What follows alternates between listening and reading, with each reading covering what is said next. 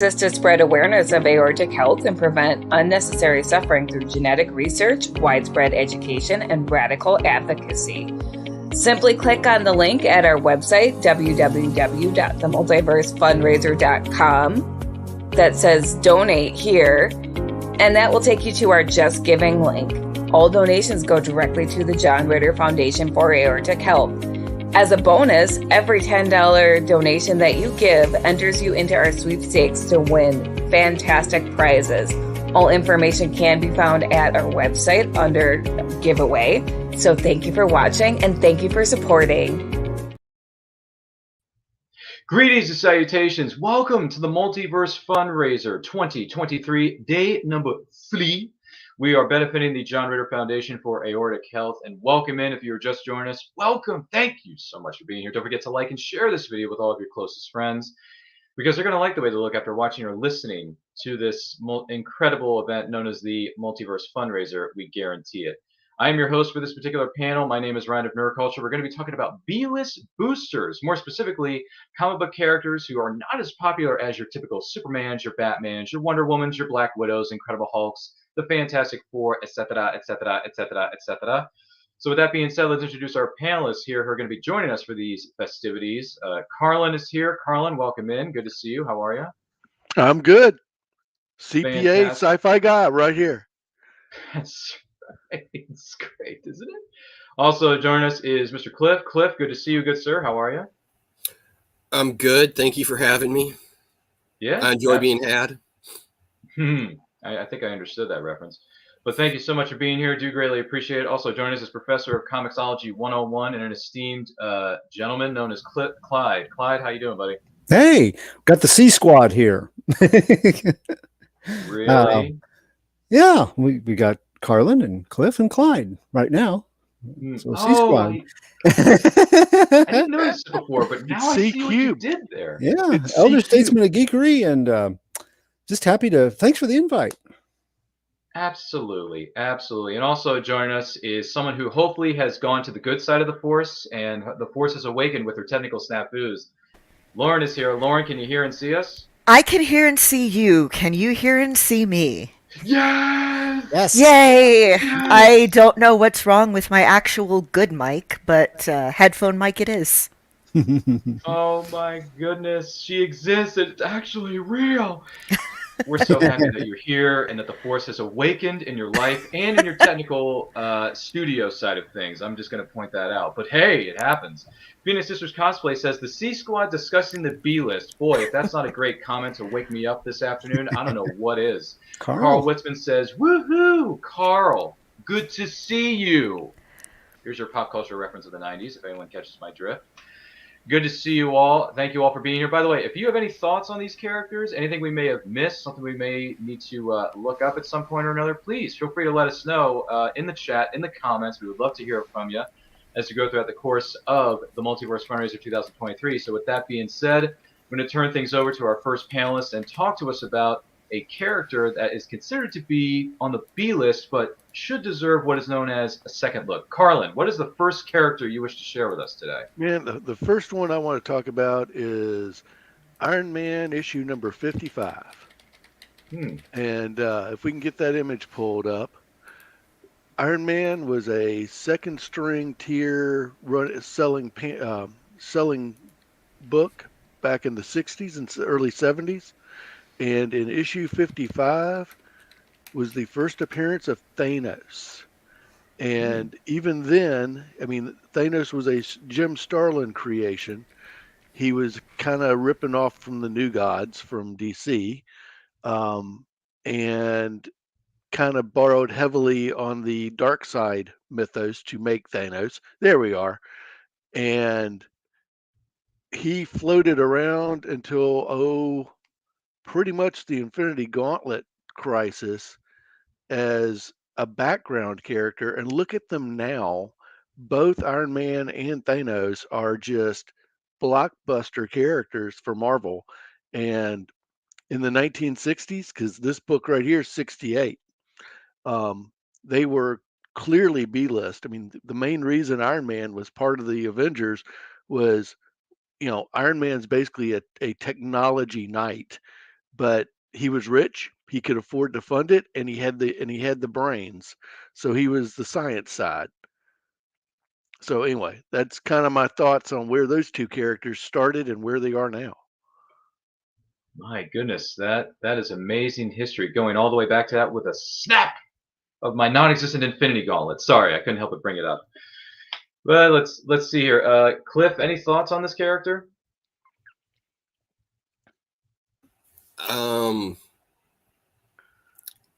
He's Thanos. Even my brother-in-law, who thought that the yellow Infinity Gem was in the Green Lantern movie, knows who Thanos is. So, yeah, he came a long way from having a helicopter with his name on it. Oh my, I was not aware of this. Yep. Interesting stuff. Thank you for sharing that with us, Cliff. Clyde, any thoughts on the one they call Thanos? Even though he may not be, at one point he may not have been as popular as he was, but nowadays everyone knows who Thanos is. Yeah, his battles with Captain Marvel, Marvel from Marvel Comics got my attention first in the 70s for him. They were a great adversary. He was a good villain for that run. And then, in the way that they've done with Guardians and some of the other characters, they transferred him to the screen quite well.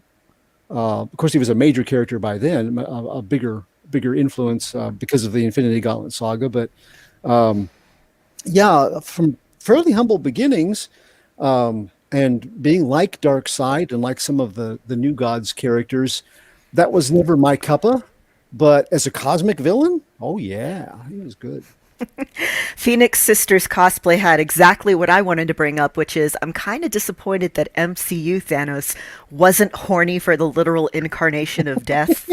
Whoa. But, I like what we got.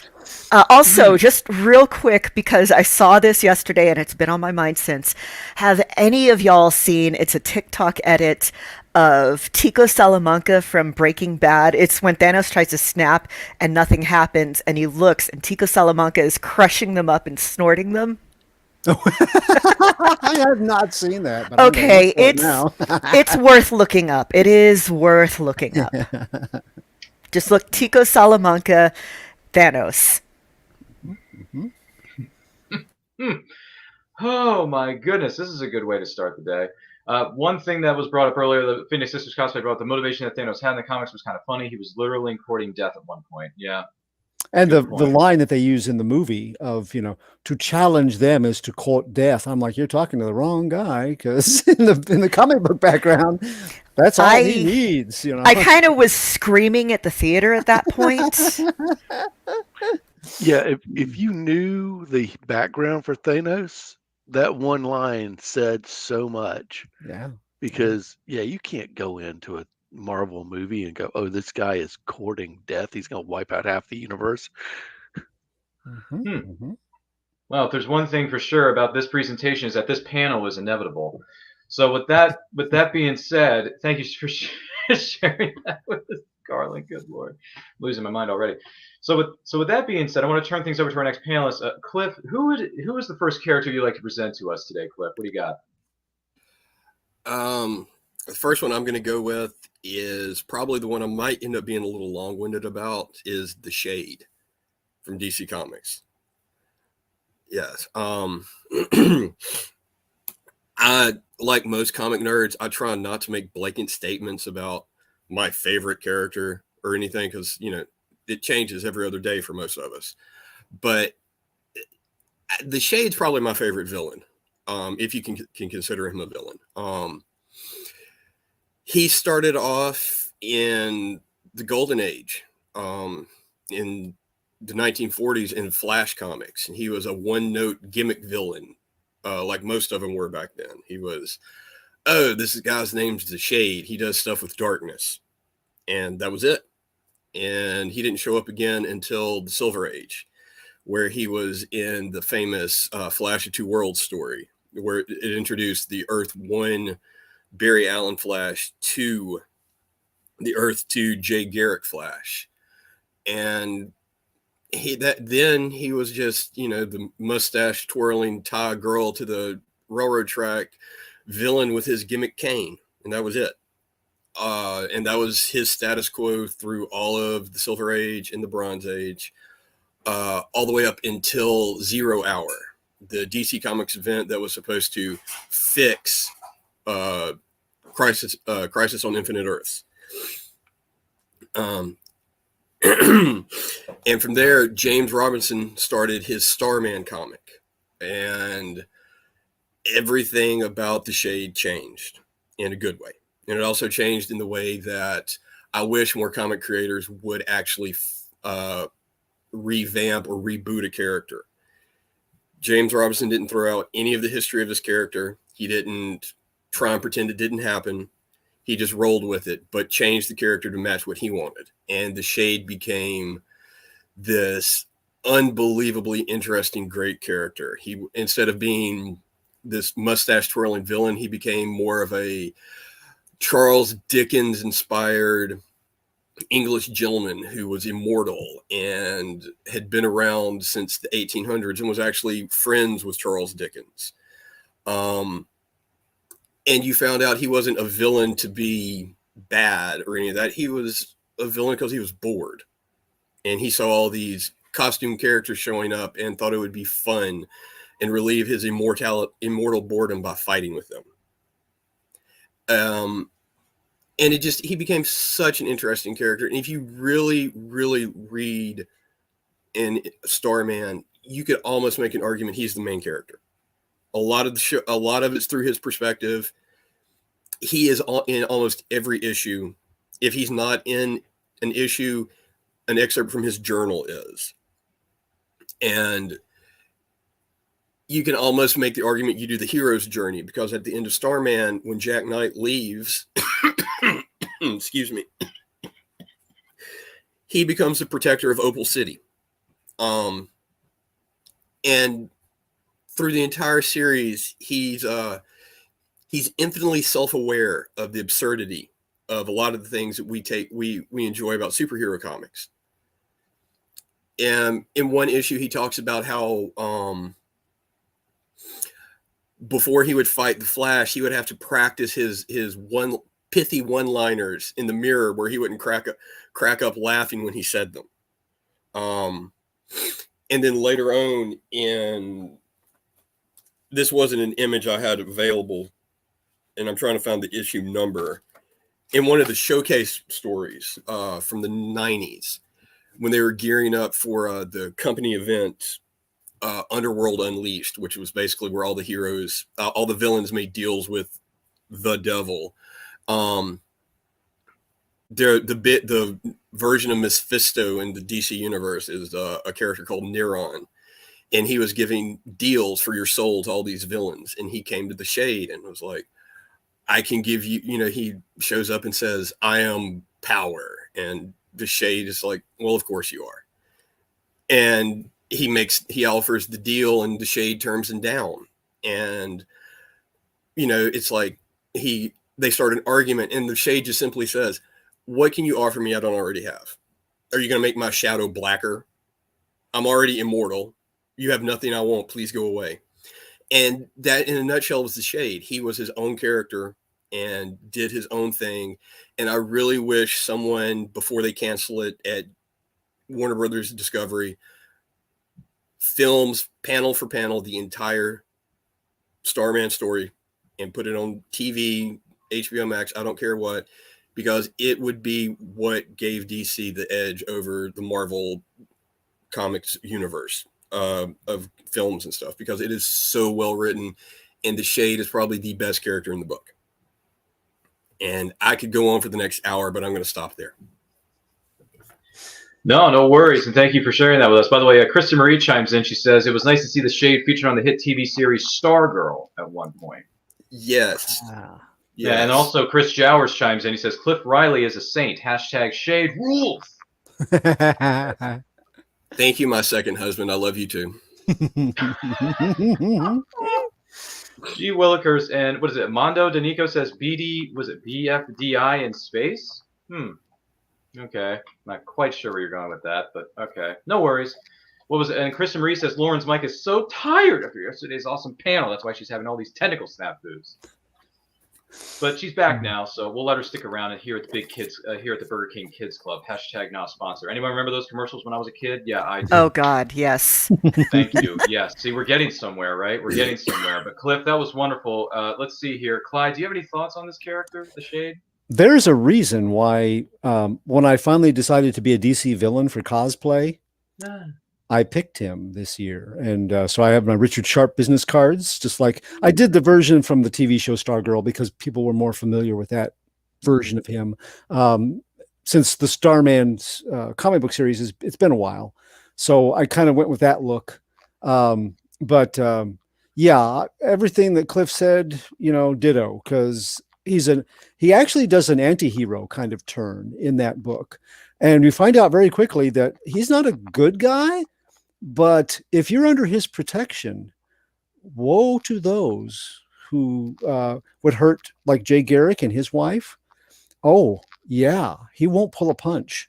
He comes from a time when things were much dicier.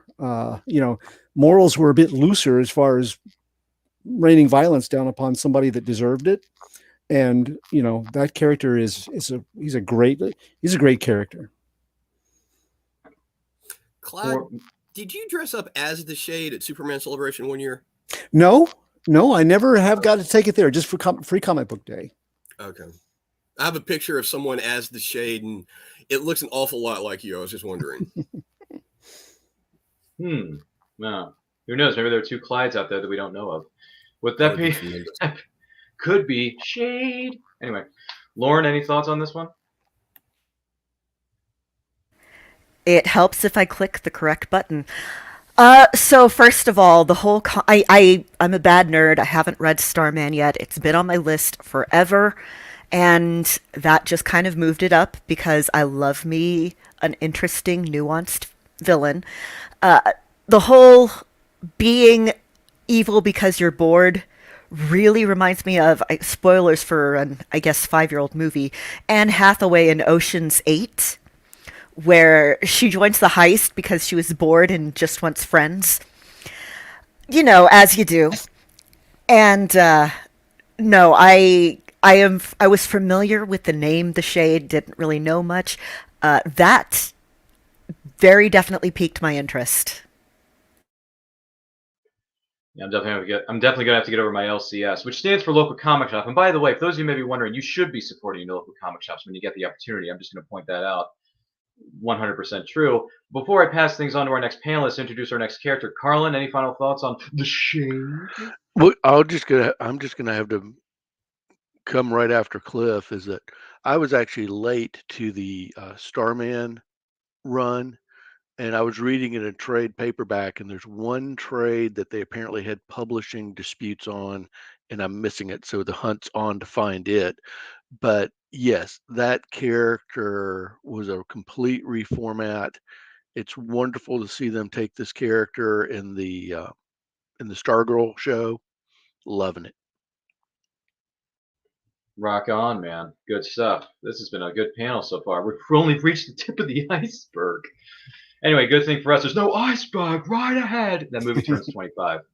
Anyway, Clyde, Professor of Comicsology 101, the Elder Statesman, I believe is one of your nicknames. You have like 50 nicknames on the interwebs. I don't even know where to start. But Clyde, do me a favor. What is your first character you would like to introduce us to on this B-List Boosters panel for 2023? What do you got? I got a character that I liked as a kid.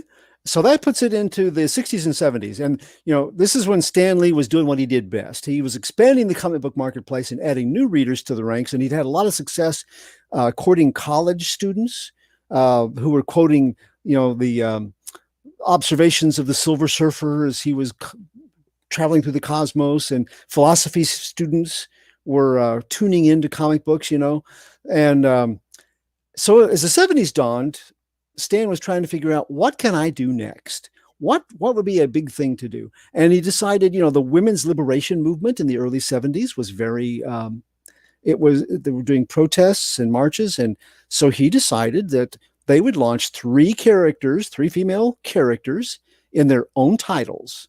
And that's Shanna the She-Devil, and they also did Night Nurse and Beware the Claws of the Cat. If you've got the image there, whoop. Now, okay, there we go. Beware the Claws of the Cat, which I love the cover.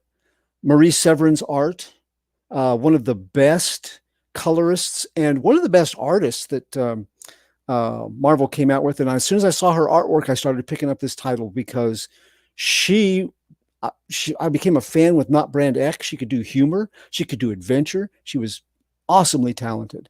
And the cover got me. This issue hooked me. And this was their attempt to make a superhero female. And what I like about it is she was not, this was before there were female Hulks and Spider Women. This was not some residual from a male character. This was an original character that was on her own. And I think they got I think they had some resistance. Wally Wood did the inks for this issue. And when he turned them in, he had made the cat nude in every picture.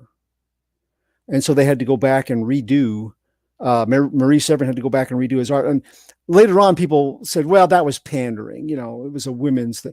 I reread them over the years, and especially the first issue. It's the best of the 4 issues that came out. I don't buy that. It's really good storytelling from a female character's point of view. College student Greer Grant is majoring in science, and she's got plans for a career in the scientific research fields. And then she meets Bill Nelson. They are in Chicago. He's a Chicago rookie cop, and despite her ambitions, she settles down with him, and she takes up the role of a traditional housewife because he's a very traditional kind of guy. But he's killed during a holdup attempt, and she tumbles down into loss and grief, and she tries to get a job, tries to start a career, and everybody says you don't have enough schooling because you quit college. So she goes back. She runs into an old professor of hers named Joanne Tumolo, and Joanne is conducting some research, and she needs a lab assistant. So then we find the villain of the piece, Malcolm Donalbain. So yes, it's Mal Donalbain, bad Donald bad. He is the financier for Dr. Tumolo's experiments, and he has this weird idea that he's going to make a legion of subservient female Amazon type warriors with the research that Dr. Tumolo is doing on enhanced physiques and also psychic power, and make like he's going to just insert them in communities with rich clientele, like a Vic Tanny Assassins Guild, to take people for their money, plunder their businesses by getting on the good side of them. It's a really weird 70s kind of idea, and Dr. Tumolo, of course, doesn't know any of this yet, but she does know that this guy is really pushing. He wants tests done. This is where Ramona Fraden was tagged to do issue number 5. And she didn't get a chance to because they stopped at number 4. But she is another female artist, just like Marie Severin, that I would love to have seen more of her work. Now, the cat, she goes through the bad guys in the first issue. It's very well paced. She ends up, she is canceled after 4 issues. But then the House of Never Forget and Try to Reuse an Idea comes back a few years later. 2 years later, they have Tigra the Werewoman. She's introduced in Creatures number 1, I think. That's the other cover. And with Werewolf by Night, that's Greer Nelson, who becomes that character. There you go. Giant-sized creatures, number 1. And then 2 years later, they spin her off into becoming Hellcat, which is a Patsy Walker character. If you've known, the Defenders and stuff, she became an Avenger and a Defender. She has a different power set, but they tried to redo her. So the character concept has continued on. It's just different. But she has her powers are slightly superhuman strength, extreme superhuman dexterity and agility and reflexes and speed, and psychic empathic ability. She can sense weakness and injuries and emotions in other humans and animals. She has a limited precognitive psychic ability that they called, it's kind of an awkward term now, women's intuition, but she could see things coming, kind of like a spider sense. And her gloves and boots were steel-tipped claws on both, but now she could extend the claws on her glove, and it would be a hook, and it was a decel line, and so she could do acrobatic moves and building to building hopping that way. The issues that went on, though, they changed the creative team constantly. They changed the artist. They didn't let Marie Severin continue to do the art, and so and no great villains came out. They were like second tier already.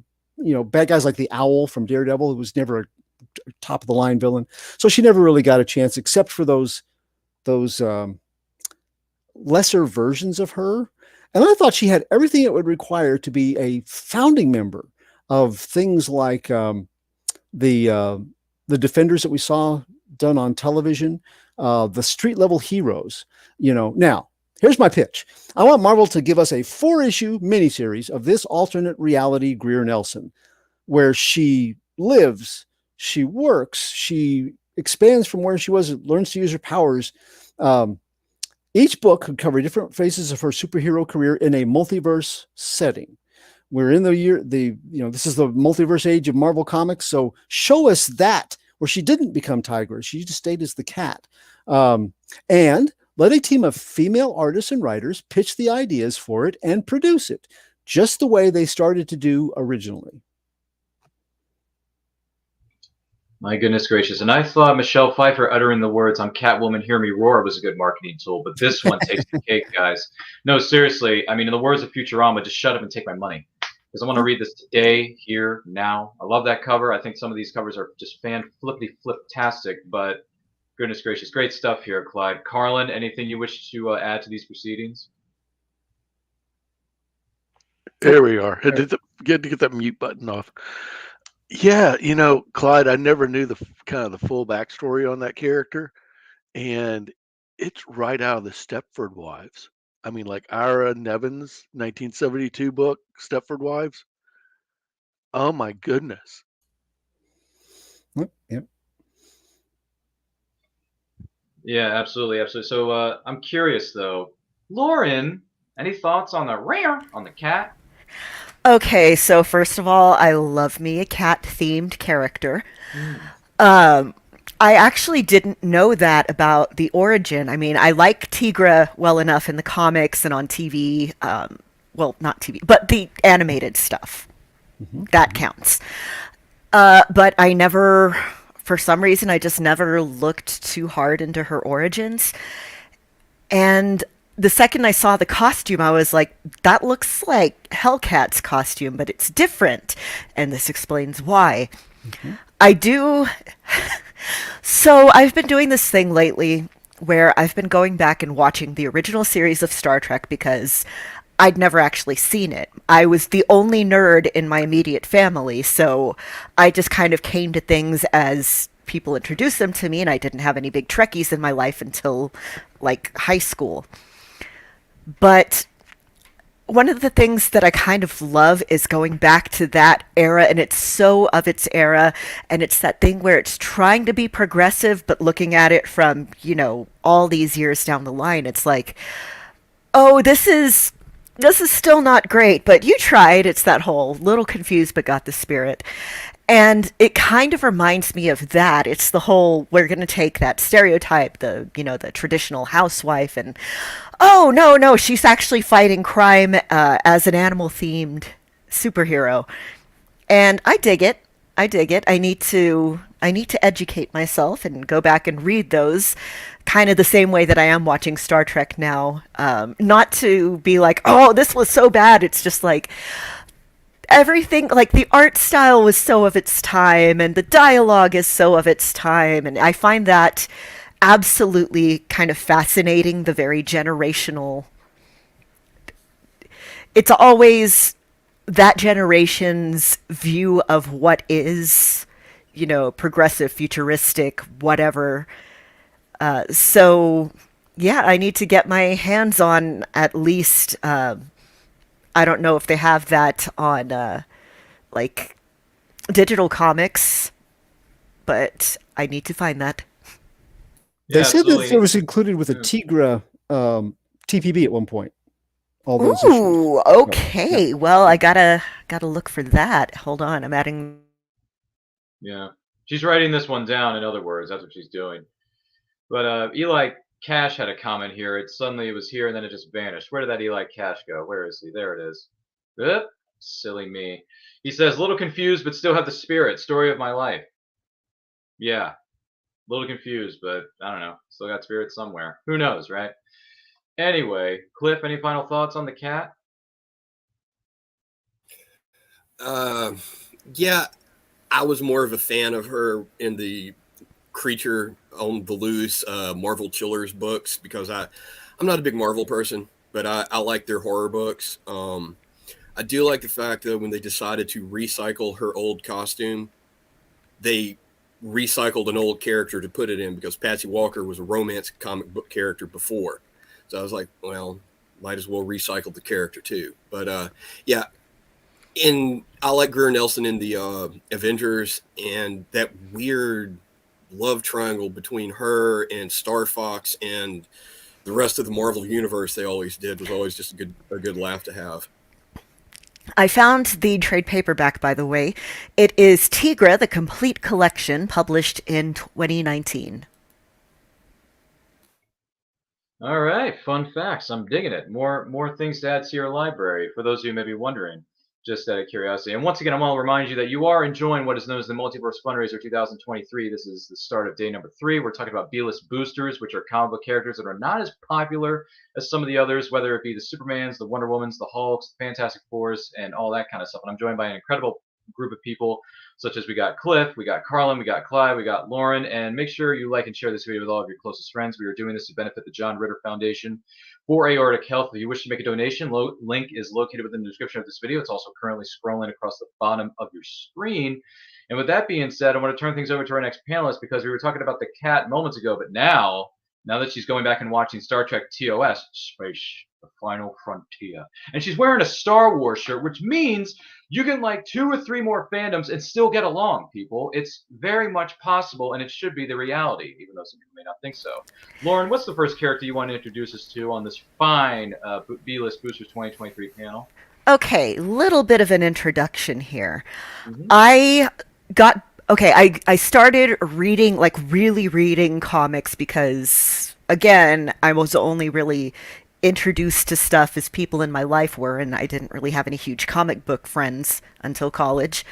So I started reading the Ultimate X-Men comics back in the day, and then right around the time that was all starting to wrap up, I had just started a job in a genetics lab, and one of my coworkers, Frank, what up, introduced me. He was like, "Oh, you like comics? Let me introduce you to so many." And one of the ones he introduced me to was the new X-Men Academy X series, which just grabbed me. I loved it so much. There was a character who was originally a background character in that, who ended up with her own arc towards the end of it. Was right after, they blew up Xavier School again. So this character is Pixie, Megan Gwynn. Let's see if we can. There we go. So her whole thing is she looks like a fairy. Her original appearances, she had these butterfly wings. Just as a biology nerd, it always annoyed me because it's like those wings aren't going to carry anyone. But it's a comic, whatever, And the comic where she really grabbed me was the one, I am blanking on the name now, but magic sucks a bunch of the students into limbo, and she ends up making a deal with Pixie of like, okay, we'll rescue your friends, but you got to give me part of your soul. Okay, yes, this is what it's from. It was drawn by Scotty Young. It's great. Part of her powers was hallucinogenic dust. You might have seen the Wolverine chasing after a unicorn thing, the whole screaming like, effing unicorns. She accidentally dusted him. And it's just this, this adorable, cute character who ends up getting part of her soul sucked out to save her friends. And then later on, there's another solo little 4-arc thing of hers where we get more backstory, where it turns out that her mother is actually a fairy, like legit one of the Fae folk. And that's a whole thing. There's demons, yada, yada, yada. She has magic powers. She's learning like teleportation, all this stuff. She's kind of been on and off in, backgrounds, teleporting people, showing up and talking with people since then. She's never really had the spotlight as much as she had. The first arc, actually, of one of the like new renumbered X-Men ones was her basically getting jumped in a hate crime and getting her courage back.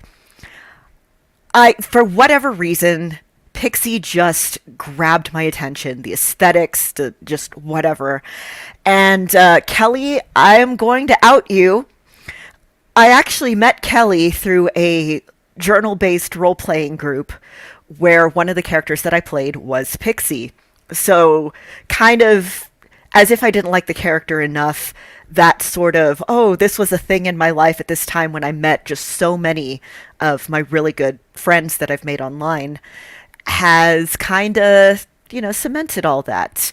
She had a brief appearance in Wolverine and the X-Men where she did not have a Welsh accent. I was disappointed. And she made an appearance in, you might remember, there was this X-Men video game where she was actually like in the commercial, and it turned out I did not buy the game because it turned out that right after she shows up, a helicopter falls on her and kills her. It's Dr. Romano and ER, what the hell? And so I didn't buy it. And then it turns out that that company had all sorts, there was like a lawsuit, and all copies of that game were recalled. But yeah, she's a cute character, fun character. Kind of that whole, oh, you're an adolescent and life is changing and you're trying to stay positive through all this horrible stuff that's happening. Like, half of your friends got blown up in another hate crime. You got hate crimed. Your soul is missing. You're on a team with the person who stole your soul. It's a whole thing. I really like those characters that just try to keep pushing through the crap. So, yes, that is Pixie. Oh. And I thought Tinkerbell's jealousy of the relationship between Wendy and Peter Pan was a problem. We haven't seen anything yet. Take a look at this one. No, I'm serious, but no, that's really good stuff with that character. Interesting stuff. Elder Statesman Clyde, any thoughts on the one they known as Pixie? It's not a character that I'm familiar with, but there's a lot of gaps in my X-Men history, especially recent, more recent X-Men stuff. But as a person that enjoyed many hours of online playing Changeling the Dreaming and the Fae Folk and stuff, I wrote down all that you said on the character's name and background so that I can find it, because I'm going to be looking her up. Well, at least one of us is doing their homework, because I don't even have a sheet of paper or a pen in front of me. But that being said, Cliff, any thoughts on the one known as Pixie? She sounds interesting. I'm not the biggest X-Men person. The Grant Morrison in the 1990s kind of killed my love for the X-Men. But yeah, the thing I always liked about the X-Men is they always gave you quirky characters like that. They just forgot about them over the years, and it all became about the main 7 ones all over and over again. But yeah, she sounds interesting, and sell your soul. That's always a good time. Yeah, just ask Sam and Dean, Route 6666666, the highway deal, whatever it was. Anyone remember that episode? I do. Carlin, any thoughts on Pixie? It's a character I'm not really familiar with, but getting crushed by a helicopter? Wow. She can teleport. Come on. Well, and also, I mean, that kind of brings up a little side comment as to certain characters. I mean, yeah, it's like you look at the Wasp and you're like, I could just blow her away. you know. Yeah, I really hate that. It's like you think of that, and then when they do it, like I said, I was reading the Ultimate comics at the time, and I stopped reading them because of Ultimatum. It was so dumb.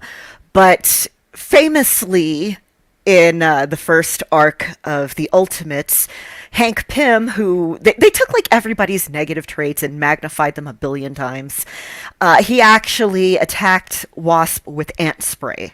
And it's just like, okay, yeah, you could do that, but it's so horrible. Come on. Well, at one point, he was a pretty horrible guy. Gee whiz. My goodness. The things that happen to these characters in certain iterations of it, or certain versions of the comics, I should say, because gee willikers.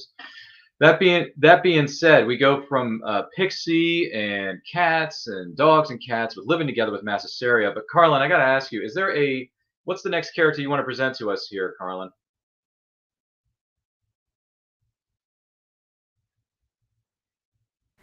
You're muted. Sorry. Yeah, you're muted, Professor Carlin. Where are you? There you are. Sorry, You're man. live.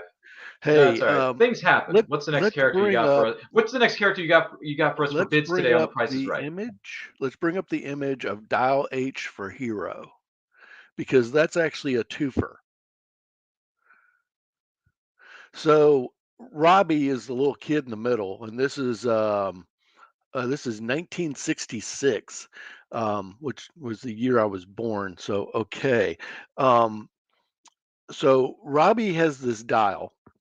And later in time, Mark Waid picks the same Dial H for Hero and does a miniseries and determines that the dial is actually interlac. But every time you spin the dial, it gives you a random superpower. Well, that character's floated around through various times. It's had miniseries, but it's never really had a stable long-term book. But if you'll notice to the left-hand side, there's Plastic Man. That's actually not Plastic Man as we know him today. Robbie in this episode dials it and it gives him the powers of Plastic Man. But it turns out Plastic Man actually goes back to the 1940s to police comics. And ironically, Plastic Man, much like the Joker, got his abilities because he got chemically doused. And then so you've got this secondary character comic, Dial H, and you're spinning off individual characters as they dial up powers. And this issue here really kind of brought Plastic Man out of the 1940s and the police pulps into what we consider the modern universe of Marvel. And ultimately you wind up with him being on TV as a Flash character. But he really kind of came back to light during the Obsidian storyline of the JLA, and a little bit before that, where the JLA got thrown back 3,000 years to the beginnings of Atlantis, and Plastic Man dies. He's basically frozen and broken apart, and the JLA being trapped 3,000 in the past, they didn't have the technology to pull him together. And Plastic Man quite possibly could be one of the most dangerous characters in the universe because he's plastic. They found and reassembled him in present day. He was still alive. He's a little crazy from being separated into bits after 3,000 years, but he was still there. Boy, man, rotary phone. Who needs call 1-800-ATT for collect calls? We can just dial H for Heroes. Seriously, anybody remember those commercials from back in the day? Gee whiz, I do. Cliff, any thoughts on this one? I liked the Dial H for Hero concept. I wish they would have done more with it over the years. But I've been a Plastic Man fan since the early 80s when I watched his cartoon and saw Baby Plastic Man on there. And every comic he shows up in, he's always fun. I loved him in All-Star Squadron from the 80s. Grant Morrison used him really great in the JLA. Yeah, and I always liked the arguments between Elongated Man and Plastic Man about which one was a more important stretchy guy. Yeah, fair enough. Dave Mattingly says, for a while, maybe still, Batman considered Plastic Man to be the most dangerous man within the Justice League. I was not aware of that. In my best Wayne Campbell impression. Clyde, Elder Statesman, do you know a thing or two about this character? Because didn't you dial that number way back Dial when H. in the Jurassic era? I where tell were you born? what, yeah. Yeah. Dial H, I loved as a kid, and then Wonder Comics a few years ago, DC had that imprint. Did a very nice update of the character, very true to the nature of the original series, I thought. And one of my favorite DC events of the last couple of decades was Silver Age, which showed Robbie Reed being part of the DC universe much more than he was ever shown before in the Justice League, knowing all the Justice League people. And didn't sell real well, but I thought it was a good use of the character. And the Plastic Man appearance, it kind of highlights one of the problems with that character and story. When you have to come up with at least 3 new characters every issue with different powers and stuff, that's a hard character to write on a monthly basis. So I think that hurt it, but it's one of the most creative concepts for a comic book hero that I know. Fair enough. Lauren, I know we're used to dialing 1-800-COLLECT like Mr. T did in the commercials back in the day, but are you going to dial H for Hero on this one and pick up a copy? Again, it's one of those, wow, this looks so of its time. Like the whole, what was, not Skinamarink, but whatever it said on the thing of, it's like Smack-a-McGee or something. Socka-McGee. Socka-McGee, yes, thank you. It's like, oh, that's so charming. I have heard of Plastic Man. I am less of a DC fan than I am a Marvel fan. Again, people around me. I do really like the DC animated stuff. And I watched Batman Brave and the Bold back in the day, where Plastic Man shows up voiced by Tom Kenny, SpongeBob himself. And I did not know that about going back in time and being blown up and reassembling. And I mean, that would drive anybody a little bit mad. But no, Plastic Man's always seemed pretty interesting from what, again, very little that I know about him. And yeah, I am going to have to go back and find some of that Dial H for Hero because, like I said, I love going back. This is a bit of a conflict between me and my spouse. I love going back to, the Golden Age and Silver Age comics and reading them and being like, oh, look what they were doing at this time. Look what the slang was. Look what they were wearing. And my spouse cannot stand the art or the writing, and it's just like, come on. Yeah, they were of their time. What are you gonna do? Goodness gracious, heck of a thing to dial H, y'all. Cliff, what's the next character you're gonna present to us? I'm gonna go with one of my I think it's probably the only quote unquote patriotic character that I really followed for a long time. That's Steel, the Indestructible Man from DC Comics. Yes. Steel was created by Jerry Conway and Don Heck, and they flat out said this was their homage to Captain America. He was Hank Haywood, the Steel, the Indestructible Man. Later, he became Commander Steel in All-Star Squadron. But he started off in his very first appearance was in Steel, the Indestructible Man #1 in 1978. I'm terrible with dates on comics, but he was part of the DC explosion where they just put out like a million new comics all at once. And this one lasted for 5 issues before the implosion where they realized, hey, wait, we're losing money on all these books. So they canceled most of them. And that was the last time you saw Steel for a long time, but he was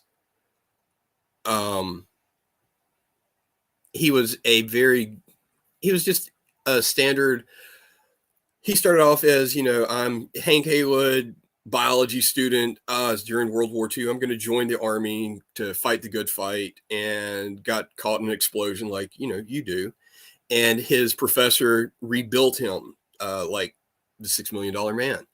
And he became Steel, the indestructible man. And that was pretty much it until All-Star Squadron showed up in the 80s, and Roy Thomas was just grabbed every character that was around and had World War II in the title of it. And he was part of the All-Star Squadron for years. I really liked him in that. Him and Robot Man were a great little kind of like Booster and Beetle team for a while. And then he became a legacy character, and there was his grandson became the next Commander Steel and so forth. And then like most characters in the 90s, he got killed by Eclipso, and that was it for him.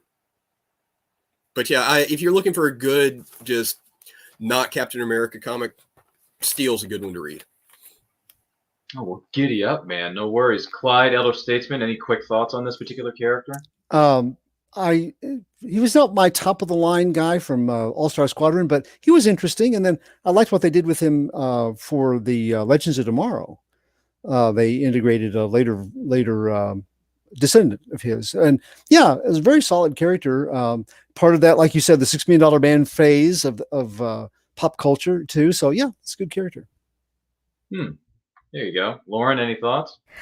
Another character that I've never heard of, but I'm very glad for that because now I can look into them. I know we're going to be spending so much money that we don't have on these things.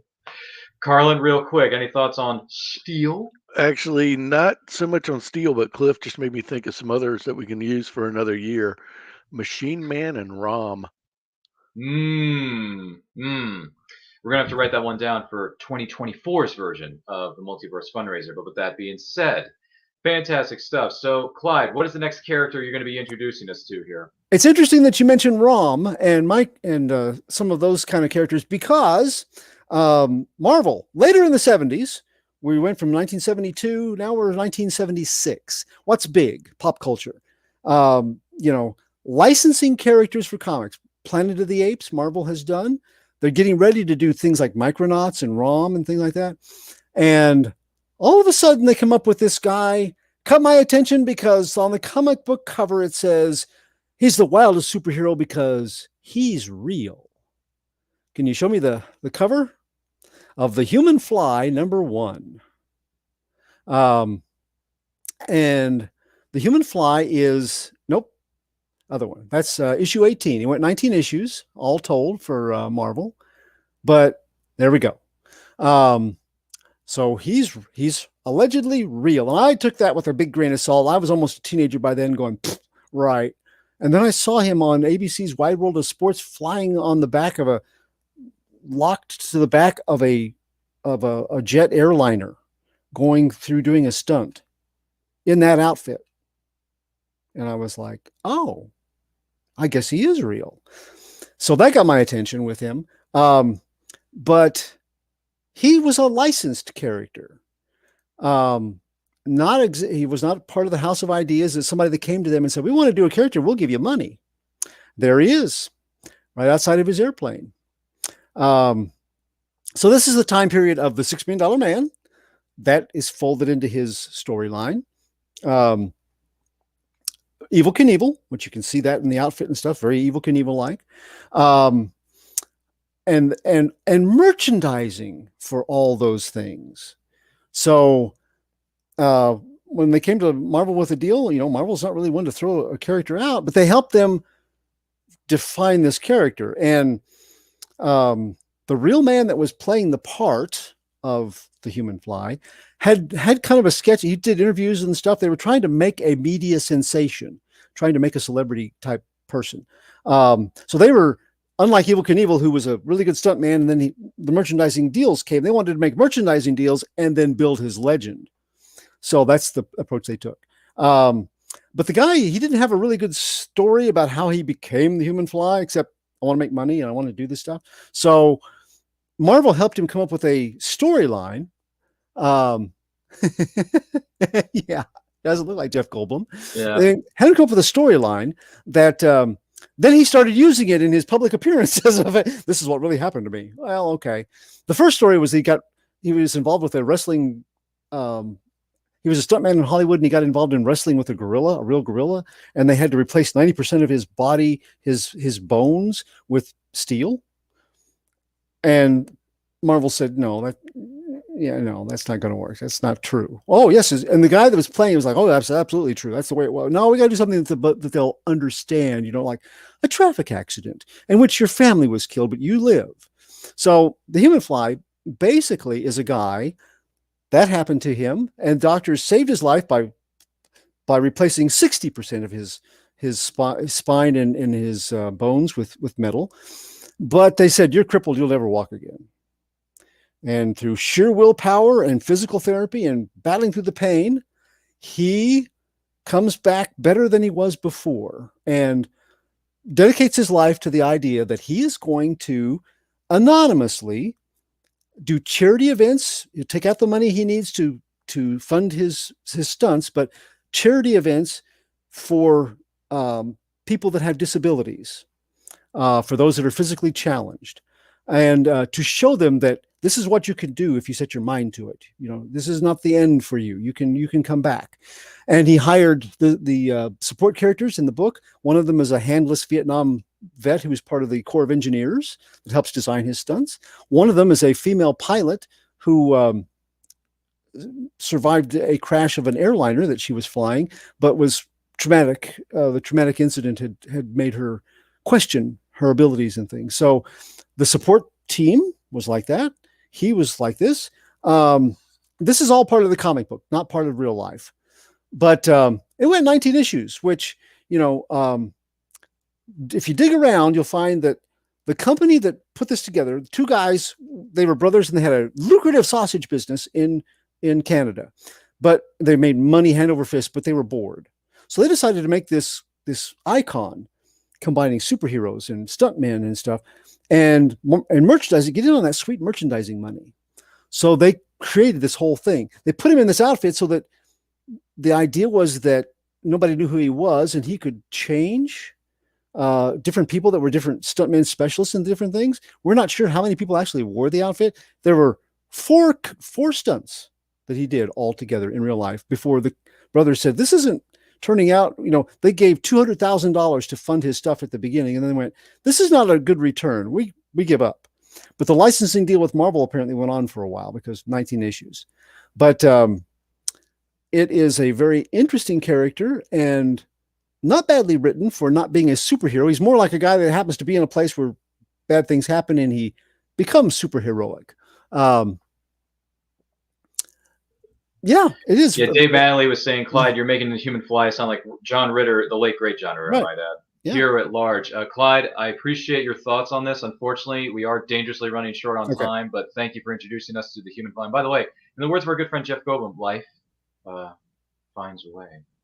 So, Lauren, what is the last character you're going to introduce us to on B-List Boosters as we wrap things up? Okay, so Clyde said it's funny that you brought up Rom. I'm going to say it's funny that you brought up Machine Man, because this is kind of a twofer. Elsa Bloodstone, and in the context of her in Next Wave, the Captain. So Elsa Bloodstone was originally Marvel's answer to Buffy the Vampire Slayer, and was kind of largely forgotten about until she showed up in Warren Ellis's Next Wave, which I want everybody to read. It's so good. They completely changed her origin story. She's just one of the standout characters. If I could wear heels, I would totally cosplay as her. And the Captain, as another member of the team, none of the Captain words that he has tried has worked. And then just real quick, no association to this doll, but come on, Dupe from Ecstatic. He is a weird potato alien who films stuff and has psychic powers, and sometimes his brain explodes. And he's a lot of fun, and he's weird. And I would have said he would never show up on a Marvel, on-screen project, except he did show up as kind of a dream sequence in Ultimate Spider-Man, the comic. Yes, I was also extremely happy to see Elsa Bloodstone in Werewolf by Night. She has very little resemblance to the Elsa Bloodstone that I know and love from the comics, but again, that's kind of the second attempt at her. This seems to be like, okay, a third attempt at her. I hope to see more of her. And yes, I love Elsa Bloodstone so much.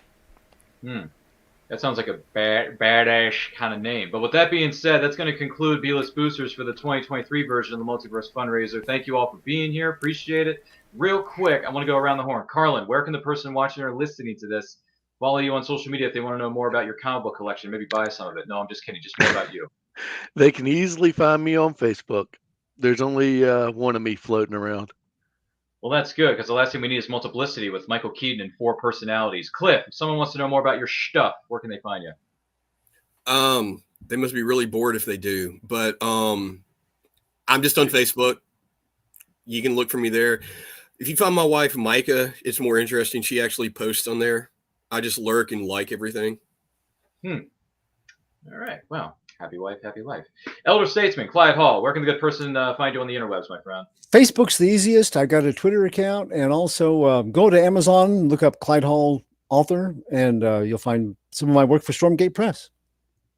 More phenomenal, if I do say so myself. She likes Star Trek, she likes Star Wars because she's wearing the swag. Lauren, where can the person follow you on social media? So you can find everything that I've done professionally at my website, lwsalinas.com. And you can find me on Twitter at Sithwitch, Sithwitch, mostly yelling about wrestling these days. Cliff, I just noticed your background. I also have that Kenny Omega little talking dude. And yes, just AEW all the way. Love Kenny Omega, love the Elite, love Hangman. Yeah, I yell a lot about that on my Twitter. Well, you can sit on the island of being a Kenny Omega fan because I don't like that dude. Anyway, well, I mean, as his character, I don't like it. But anyway, forget about it. My name is Ryan of Nerd Culture. That's enough about me. You can follow me on Twitter and Instagram at It's Nerd Culture. Check out our videos. Check out our stuff. Don't forget to like, comment, share, subscribe. Smash that notification bell so you get notified when new videos go up. That is going to do it for the Multiverse FunRaiser 2023 version of B-List Boosters. Before I turn things over to our next moderator and guest for our panel, I'm going to play this for you. And once again, thank you all for being here. We do appreciate it. Don't forget to make a donation at the link in the description below, or it's currently scrolling across the bottom of your screen because this is benefiting the John Ritter Foundation for Aortic Health. And in case I don't see you, good afternoon, good evening, and good night. Mana. Our charity partner for this year's Multiverse FunRaiser is the John Ritter Foundation for Aortic Health. They exist to spread awareness of aortic health and prevent unnecessary suffering through genetic research, widespread education, and radical advocacy. Simply click on the link at our website, www.themultiversefunraiser.com, that says Donate Here, and that will take you to our Just Giving link. All donations go directly to the John Ritter Foundation for Aortic Health. As a bonus, every $10 donation that you give enters you into our sweepstakes to win fantastic prizes. All information can be found at our website under giveaway. So thank you for watching and thank you for supporting. All right, welcome back, everyone. Hey, Krayley. Hello, Kelly. We've got both Phoenix sisters in the house. Can you all handle the Phoenix fire heat? Can Beth Broderick handle it is the question. I'm so excited. I'm sure she can. She's a wonderful lady. So we're going to bring on Beth because that's who you're all really here to see. So welcome to our celebrity guest. Welcome, Beth. You look beautiful today. Hi. Good morning. Good morning. How are you doing today? I am very well. Thank you. I've got all the problems everybody wants. Every day of my life. That's not a bad thing to have. Thank you so much for being here. We really appreciate it. I'm so happy you're partnering with my dear friend John Ritter's foundation. It's very, very moving to me. We have really enjoyed advocating for them. We're currently at, let me just double check. We're at 37% of our goal, so $740. Yeah, so everyone listening, if you haven't donated yet, keep those donations coming in. We've had a lot of people be very generous. We're really excited. We've also gotten the word out. Amy was really great on Friday, just advocating for the cause, talking about aortic health. She's really knowledgeable. So yeah, she knows a lot about it, and she's such a brilliant, beautiful lady. I really enjoyed talking to her. Her story is amazing. Yeah, pretty great. So why don't you tell us, what's your connection to the John Ritter Foundation? Well, I met John. The first time I worked with John was on a show called Hooperman. I don't know if you guys remember that show. It was a really funny police, kind of comic police procedural kind of a show. And I played this crazy woman who was it was in a manic phase, and she decided she hated all men, and so I was cutting the crotches out of all men's pants in closets that I could find. This is crazy, like. And at one point, they take me out on a stretcher because I'm like completely lost it. And Mark Hamill was also guest starring, and he is funny as all get out. And the two of them together, I'm strapped to this gurney, and the two of them were just making me laugh until I cried. I was weeping. I mean, they were so funny. And I mean, it was just like a dream come true. John and I both love physical comedy, you know, so when we were doing Hearts of Fire together, which we did a show, I think I did a couple seasons of it. I think it ran for 3. It was John Ritter, Marky Post, bless her heart. And it was really a joy to work with him. And John and I would always go like, okay. So John, you come in, the phone will ring, I'll go under the desk, I'll bump my head, you grab the phone, wrap it around. Like, we would come up with these incredible, like, physical comedy bits. And Harry Thomason, our wonderful director, would just go, John, Beth, please just say the lines. Please don't do any of that. Just say the lines. And we never stopped trying to get him to let us do full-on banana peel lampshade comedy. I love that. That's what we love to do, you know? You know what? Life is better with that physical comedy, though. It really is. Yeah. And Kristen says she loved Hearts of Fire. Yeah, I did too. Oh my God. George Gaines, Billy Bob Thornton. There were so many funny people. Working with George Gaines, I don't know if you guys remember who he was. He was the white-haired guy in Police Academy, and he was also in Tootsie. He was the one that serenaded Tootsie. From the sidewalk. Oh my Funniest gosh. man you've ever met in your life. I had to hold a clipboard every time I was in a scene with him because I was laughing, and I would hold it in front of my face because I couldn't get through. I mean, he was so damn funny. That's a good problem to have. Yeah, Punky Brewster. That's what he was also really known for. Funny man. Oh my gosh, we had a lot of fun on that show. Oh goodness. And so where did your love of comedy and comedic acting come from? I don't know. Maybe a tortured childhood. I don't know.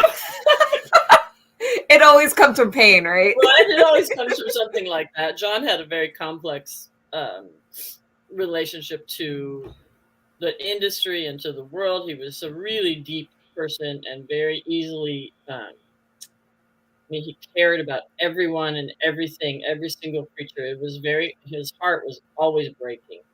You know, he was really that sensitive. And I think those of us who are that sensitive, we turn to comedy to survive. It's a mechanism, you know.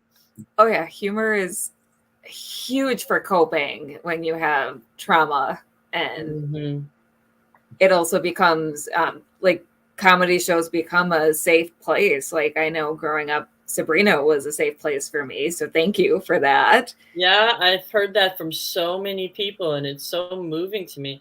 Also, like, this is so funny because Melissa and Joan Hart and I sometimes we'll do those conventions and meet fans and stuff, which is really fun to do. And when these girls would approach, Melissa's sitting here and people would approach me and just start crying. She's like, "Why are they always crying?" I'm like, "I don't know. I just make them cry." And, you know, and this they would say to me, I became a scientist because of you, or, you know, Oh my you were the gosh. mother figure in my life that I could trust, or, you know, like it had a big impact on a lot of people's lives. And it's the #3 streaming show on Peacock right now. I love that. It has a whole new audience, a whole new generation of kids that are watching it. And you really can't beat that. Yeah, it has aged well. Like some shows, you go back and watch them, and you're like, yeah. But it really holds up well. And I will be right back. So Crayley, hold down the fort. I'm sorry, my son is asking for. I was going to say, it sounded like somebody young needs some attention. It Yeah. happens. Yep, It I'll be We're right back. darn small humans. Yeah, yes. I say as someone who God love him. loves kids. Yeah, my husband, when right, he was Logan. a teen and a preteen, loved Sabrina the Teenage Witch. So I don't know if he's at work right now and he's been tuning in and out. So I'll tell you for him that my husband wants to say thank you for everything you contributed to the show. He is most welcome. People are always asking me, and you know, I've been very blessed to do dozens and dozens of movies and lots of TV shows. People are always like, "What's the favorite job you ever did?" I'm like, the one that made young people happy all over the world. That one. That would be the favorite. Although I sure did love being parts of Hearts of Fire too. The Thomasons, Linda Blover Thomason, who was the writer. Did I have a favorite guest star on Sabrina? Gosh, there were so many. The Backstreet Boys were amazing. Oh my gosh, I was such a huge boy band fan. Right? They were on actually. Sabrina. I actually danced with the one guy. He was so sweet. We had a lot of amazing guest stars, but I think maybe the great singer Johnny Mathis was my favorite because he came on a Christmas episode and sang Chestnuts Roasting on an Open Fire. Oh, it killed us all because he was so famous for that. Yeah. So in case you're listening to the audio only, that was Beth answering Kristen's question. Did you have a favorite guest star on Sabrina? So yeah, man. Although you've done some more serious work too, for sure. I remember in Under the Dome, you played a character who died in a pretty dramatic way, didn't you? No, I die a lot. I've died so many times. My friends are always like, "How many times have you died?" Because I just died recently in Criminal Minds. And and in a lot of movies, in Purity Falls, Watch Over Me, like so many. But yeah, I enjoy doing drama. I really do. I think, you know, if I did another series, which I don't know if I would want to do, but if I did, I would really love to do a comedy. It's kind of where I love to live. I love doing, you know, I had a big Christmas movie this year on Hallmark called When I Think of Christmas, where I also sing. So if you guys missed it, go find it because it's a fun movie. And I sing.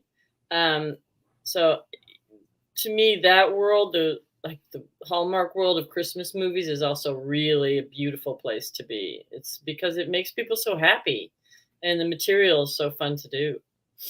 Yeah, I know for me, a lot of people find Christmas a little more stressful than it should be. And so being able to step into those films that show, like, you know, the family, they go through the holiday stress, they come out the other end with some humor and love and stuff, like that is an important part of the season to me. So I'm so glad there are people like you who, and I find out they enjoy making that stuff for us too. It means I think most of us really do enjoy it. I mean, those people that don't enjoy anything they do, that would not be me. You know, I mean, for me, it's all about, if I didn't love what I do, I wouldn't do it. You know, right. As I have a choice, and I choose to do it because I love the people in this business. Most people, you know, talk about how, you know, Hollywood can be such a tough place, and it can be tough, especially when you're starting out and you're trying to find your way and make your mark and figure out where you fit. But for the most part, the people in this business are super sweet and really love what they do. and it's hard work and it's grueling. It can be 16-hour days. So you have to love it, or you really wouldn't do it. So, you know, I've met a lot of wonderful people doing what I do. John was one of my favorite people on the planet. I loved working with him. So, you know, to get those kind of opportunities to work with people who are that sweet and that talented and that loving and kind is, you know, it makes it all worth doing. Mm-hmm. Yeah, we've had a whole weekend now of just listening to amazing stories of how John touched people's lives. And that is why we're here. If you're just tuning in this weekend, this is the Multiverse FunRaiser. We're supporting the John Ritter Foundation for Aortic Health.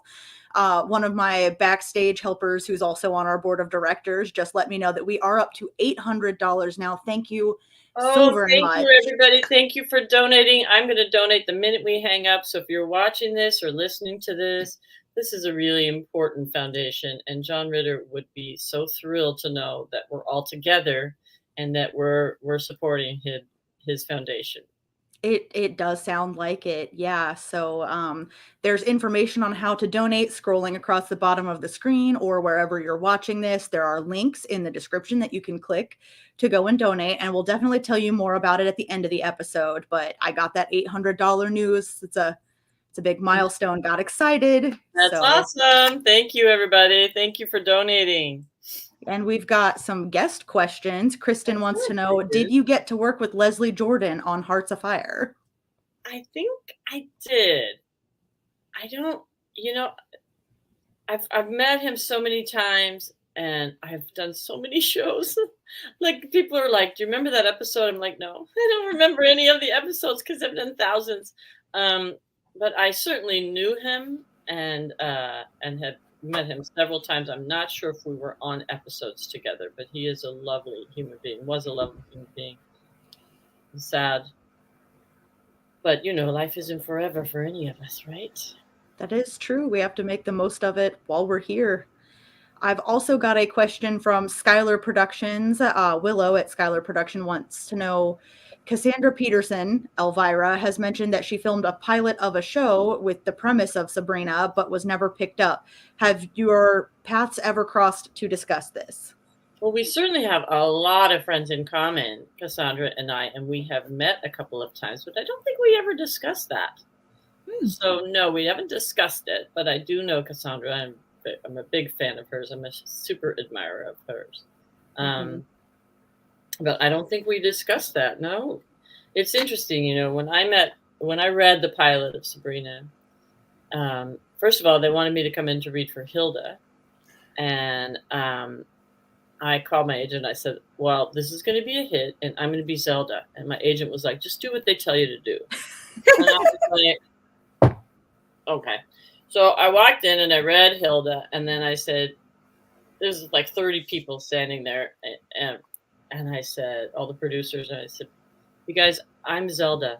You need to let me read for Zelda. And, you know, when you put people on the spot like that, what can they say? You know what I mean? They're just like, well, okay. So they let me do it. And then they were like, oh, that's right. She's Zelda. So it worked out perfectly. And then when I remember seeing Caroline Ray from across the room, on another day that we were all there for some reason, and me looking at her and thinking, there she is. That's my sister. That's Hilda. And Right. I was right. So I love that. You know. Do you two keep in touch still? Oh, yeah. Aw. Oh, yeah. I'm going to actually talk to her. We have a Zoom tomorrow. And Melissa and I are still very close. We're, you know, I still talk to Nate. I still talk to Jenna. I still talk to Elisa. Everybody that was on that show with us. Yeah. Oh, wow. Unfortunately, a lot of the people from Hearts of Fire have left us. Yeah, that's so sad when that happens. But like you said, nothing lasts forever, and you cherish the moments you have. Yeah. And you have your heart checked. Everybody get your heart checked regularly.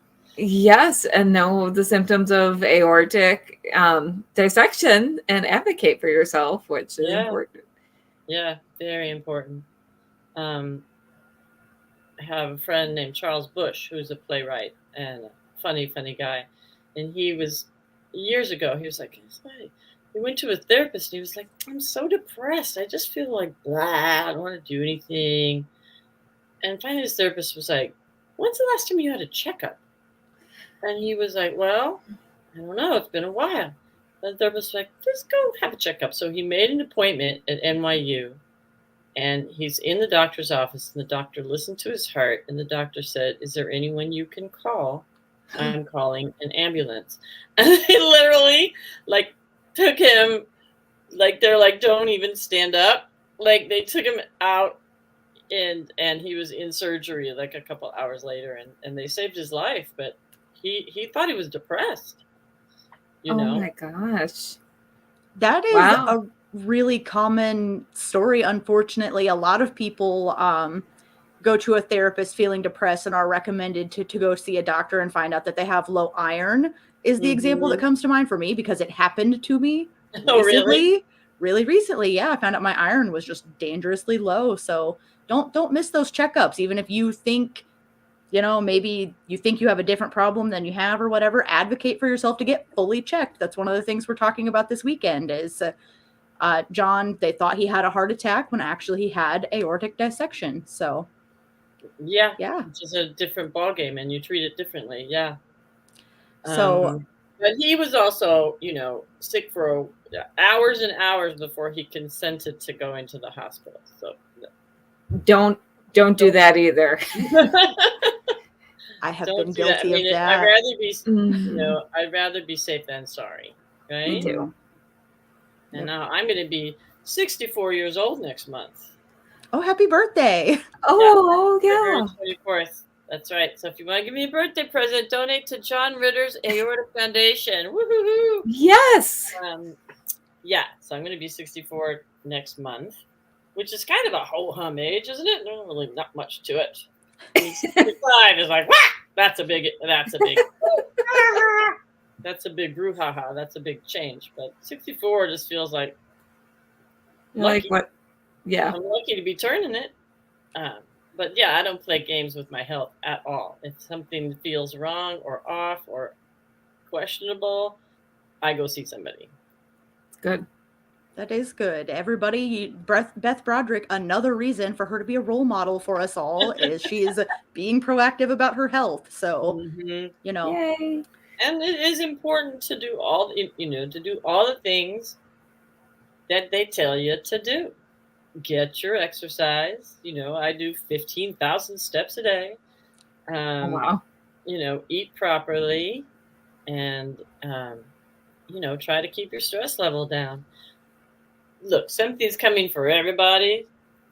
Something's got your name written on it. There's like, that's what you get. So we all deal with health issues differently, but my contention is that if you do everything they tell you not to do and you do it often enough, it's going to get you. So everybody, put your stepper on and get out there and move in this world, because it's such a beautiful world to see. So it'll be good for your body and your mind. Right.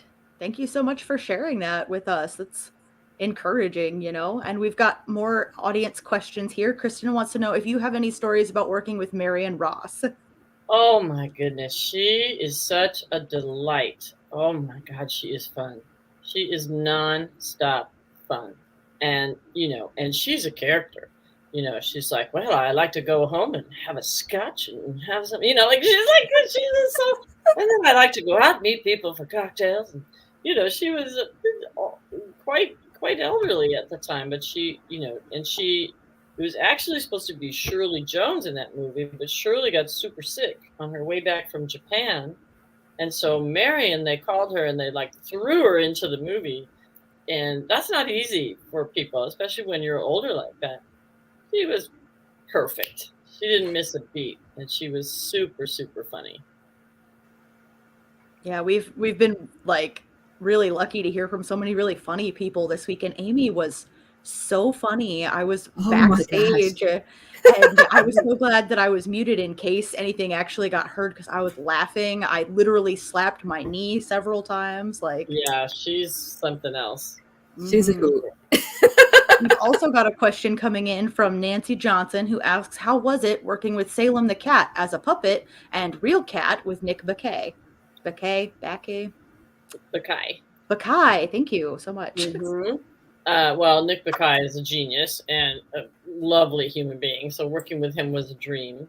But the puppet, honest to God, you know, I would forget it was a puppet. Like, I would just be petting it and talking to it when we were rolling. Like, you know, people would be like, it's So not cute. I'm terrible that way. Like, I'm always like holding the phone. People are like, it's not a real phone. I'm like, it is to me. Like, you know, like the props all become really real.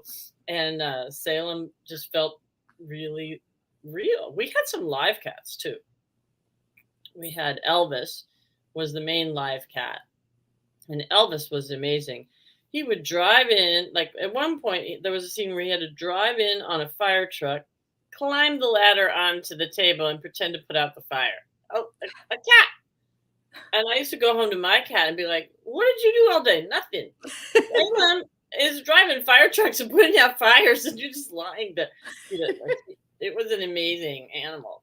Elvis, it was his name, who played Salem most of the time. Mm-hmm.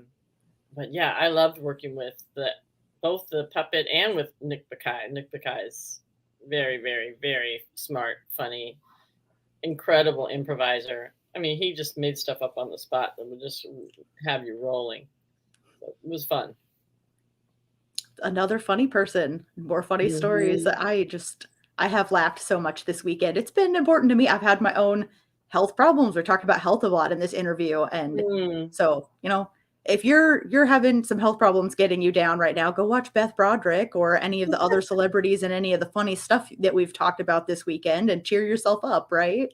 Yeah. I mean, attitude is a lot of it, right? I mean, it's, you know, you can give in, or you can just say, well, all right, this is what's happening.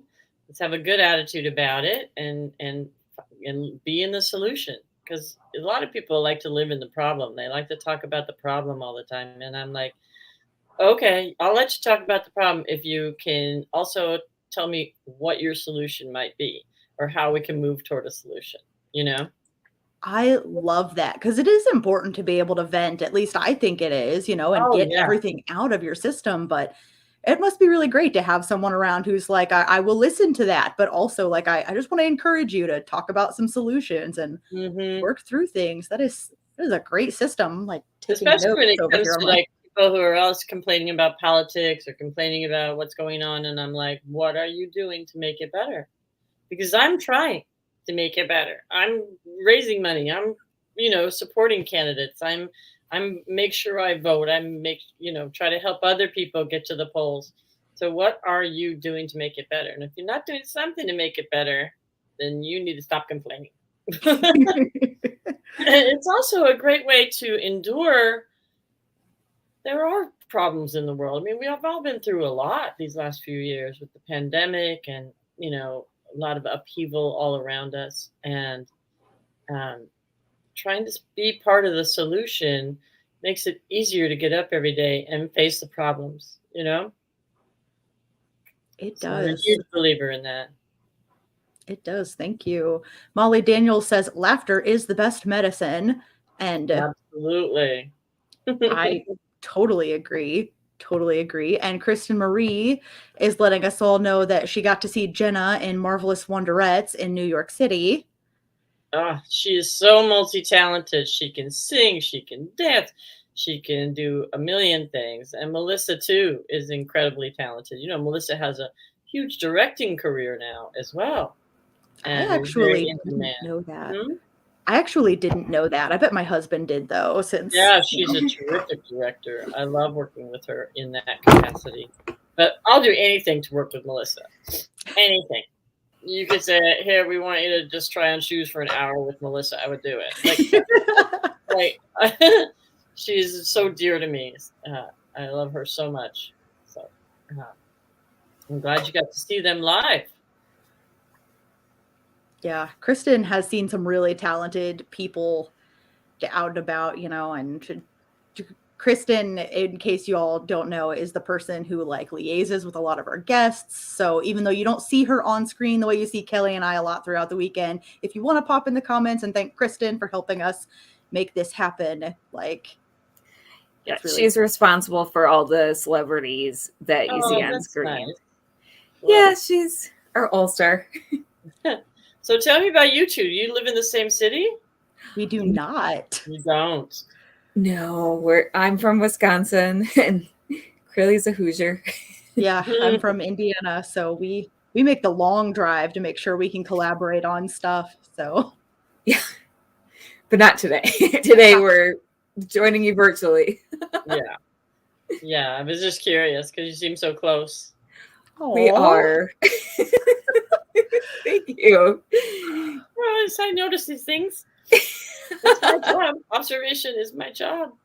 Right? Yeah. When people ask me, hey, how was it to get to interview Beth Broderick? And now I can be like, she's funny and she was super insightful and observative and takes care of her health. Oh my goodness. You got to do that. Yeah, we bonded over cosplaying as Jean Grey, the Phoenix, and realized that because she's a psychic character, and we realized that we think a lot alike, and then we started realizing that our migraines were on the same days, even though Curly was living in Colorado at the time. I don't know. We realized we were in different states, different elevations. I don't even know. And so we started joking that we had a Phoenix bond. So that's how we got our name, our cosplay name. And so we basically have a psychic bond. Yeah, right. In case anybody's wondering what I have behind me, actually, we met doing Molly cosplay. Look at who's there. That's my Baxter High cheerleader uniform it's from the Chilling Adventures of Sabrina, because that was easier to find now. But yeah, that was fun doing that show too. We sat down at the table read because Caroline and I did that episode. Yeah, and there was all these people there, and some of them had grown up watching Sabrina. And I had the first line, and I was like, Sabrina, is that you? And the whole place was like, wow! It just melted down as they were so excited to have us there. It was really fun. that was how I felt watching that episode, and I was late to watching it months after it came out too, and I knew it was going to happen, and even still I got chills. I was just like, oh, it's the other Aunt Zelda, Pun intended, right? It was really fun to meet our counterparts. It was really fun. Somebody named Molly just asked me if I'm going to do any conventions this year. And yes, Molly, I'm going to be at the 90s convention, March 17th through 19th. So look for that, 90s Con. It's the 17th through the 19th. And I will be there. And so will Caroline Ray. And I think Melissa will be there too. Where is that? I need to go. I'm not sure. I think it's in Connecticut. Ooh, but I'm not 100% sure on that. You'll have to look it up. The last time I was in Connecticut at the 90s Con, I was in my booth and this young woman came through and she was a little bit nervous. So sometimes people are really nervous. And so I gave her autograph and took a picture with her. And then this young man came in to my booth and he was really nervous. And he was like, she loves you and I want to ask her to marry me. Can you help me? Can I do? And I was like, yes. So I was like, can somebody go get her, please? Can you come back in here? So she comes into my booth and he gets down on one knee and she starts to cry and I start to cry. Melissa looks over and she's like, what are you doing now? And I'm like, so we filmed it. Melissa ran over. That was so much fun. I think I posted it on my Instagram account. You can find it there. It was just such a wonderful moment to watch these two get engaged. It was so sweet. But you never know what's going to happen at these conventions, and things like that make it all worthwhile. I think that's my favorite fan story ever. Thank you for sharing that. That's so cute. Oh my gosh. He was so nervous. And then he got down on one knee and she's like, oh, we were all a wreck. Everybody in line was a wreck. It was so sweet. Yeah. Molly also says, fangirl moment. Beth said my name. I remember I saw you there, Molly. Maybe I'll see you at the 90s con. Well, she says, crap, I'm in Indiana. I'm You know in what? Indiana too, Molly, maybe we'll make a road trip. I was going to say, I'll just come out and road trip with you all. And then Nancy Johnson wants to know, which of your favorite Christmas movies was your favorite to do? Do you have a favorite? Gosh, they are also. I really love this last one I did, When I Think of Christmas. It was such a fun cast. Mark Adrian Humphrey and Neil and Shanae. We never stopped laughing. But I also did a movie called A Perfect Christmas List, which was with Marion Ross and Ellen Holman, and that was really a joy to do. They've all been a joy to do. I've loved them all, but I particularly love those two. Oh, thanks. I will have to add those to my list of those Christmas movies that I love Christmas movies. Kelly and I were still watching Christmas movies like last weekend even. Together. We watched one together on our laptops, just messing. All right, well, you got to watch When I Think of Christmas so you can hear me sing. I sing the song I sing is called When I Think of Christmas. Ooh. So that was really fun. Challenging. They're like, and we're going to need you to sing. I was like, okay. You know, I used to sing quite a lot, but I haven't done it in a long time, which will teach me a lesson. You know, don't let it slide because you never know when you're going to need it. They're like, she did that once 20 years ago, so she can do it. Yeah, and I was like, well, yeah, I can. Like, so, you know, it was very challenging, but very fun, and we had a lot of fun making that movie. And Ellen and I we just got on like a house. We were just so close, and I still am in contact with her occasionally. I just loved her to death, and Marion. So that was also a really fun movie. Perfect Christmas List is very fun. If you haven't seen it, you guys should rent it. It's fun, and it's been out a long time. And you can probably stream it anywhere. Excellent. Right. And Kristen says, I like the one with Robert Pine and the reindeer. Yeah, he's so sweet too. Oh God. Yeah, and Nikki Whelan is in that, and she's lovely, adorable, fantastic. I just did a movie with her called The Nana Project, and that I'm actually going to do the ADR on it, which is, you guys know what ADR is? So for everybody listening or watching, ADR is when we go in, when you finish the movie, you go in during post-production, and sometimes you have to replace the dialogue. So you have to match yourself with the dialogue in a fresh way because somebody was crinkling a paper when you were talking, or there was a siren in the background, or something that's interfering with the sound. So I'm going to be doing that tomorrow, actually. So have a good day at work tomorrow. Romance at Reindeer Lodge was a really fun movie to do, and loved working with Nikki. I still love working with Nikki. I see her whenever I can, and Robert Pine. Oh my God. He and I played so much gin rummy in between scenes. He was funny. I beat him all the time too. He was like, "You're a ringer." I was like, "I'm a mean card player." I love that. Clyde Hall says, "Hi Beth, loved Under the Dome and you running the Sweetbriar Rose. What was it like working in that ensemble? Great show." Under the Dome was really interesting. There were so many people involved that I didn't really get close to any of them because there were so many crowd scenes, and it was, such a complex story. But I remember reading the book on the way to North Carolina is where we shot that, and just thinking, oh my God, this is complex. This is going to be really a wild experience. And it was the same people that I did Lost for, as I was on Lost for a couple of seasons. So I knew it was going to be a great production. I knew it was going to have good production values, and it was, and it did. And it was an interesting group of people. I liked them all. Yeah, I loved Under the Dome. It was all twisty and turny, and I can't imagine it would be hard to get close to any one of the other actors on that show, maybe, though, because they have so many storylines that cross over each other in like the most complicated way. Right. I think really only the teenagers had a lot of like together on screen time. Mm-hmm. That's true. That's so true. And then they killed my character off quite early in the process. Mm-hmm. So I wasn't there for very long, but it was a fun show to do for sure. Yeah. Stephen Fisher has a question and asks, so when you are making a Christmas movie, usually what time of year is the filming, and what's it like to be in the spirit of Christmas off season?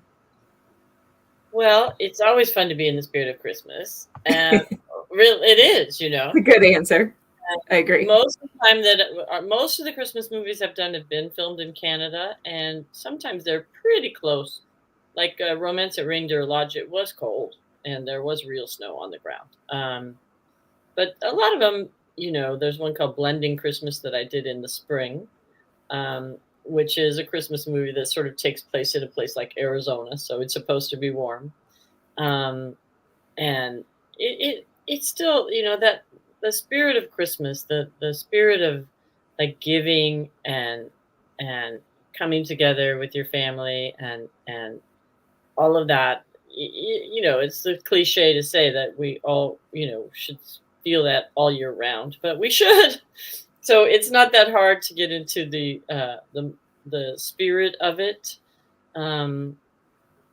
That movie was very fun too, with Greg Evigan and a bunch of people from the Brady Bunch. So that was quite interesting to see those people be in a reunion with one another. They've known each other all their lives, really.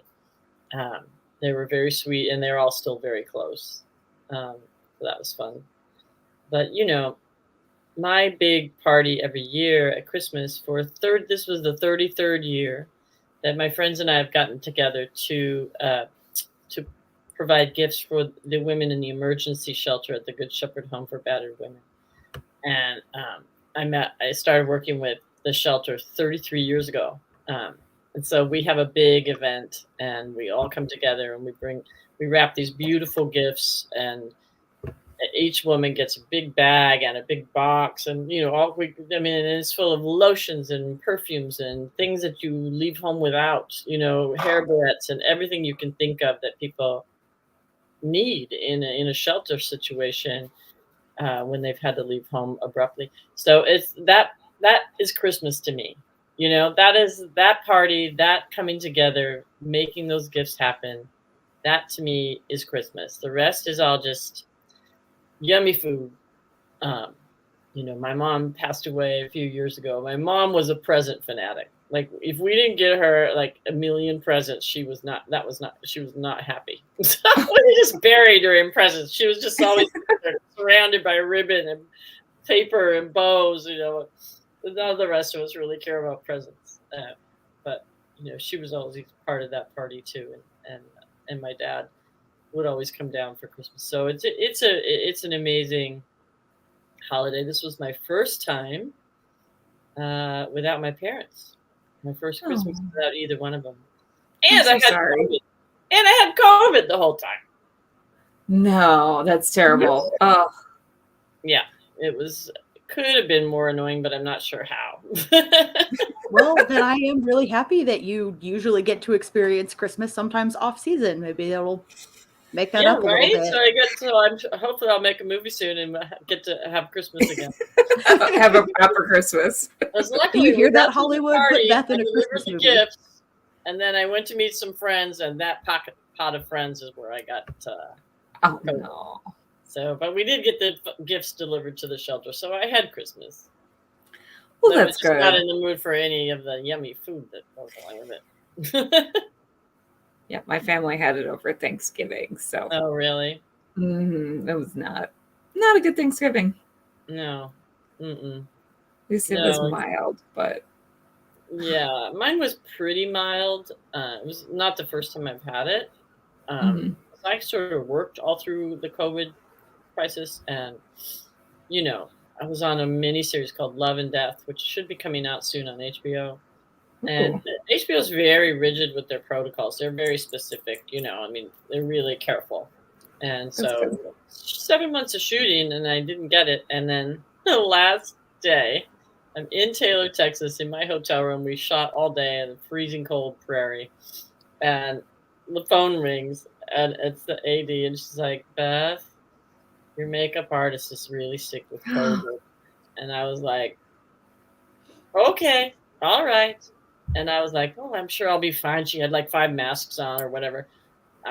2 days later, I was like, holy moly. Yeah, not good. But, you know, you do everything you can to avoid it. And, you know, walking out your door is a risk. You get hit by a car. Or your makeup artist could have COVID. Like, you don't know what's going to happen, you know. Yeah. But I got through it. That's So good. I've been through it a couple of times now. But, it gets easier because, you know, you're not as... The first time you get it, you're like... You know, it's frightening.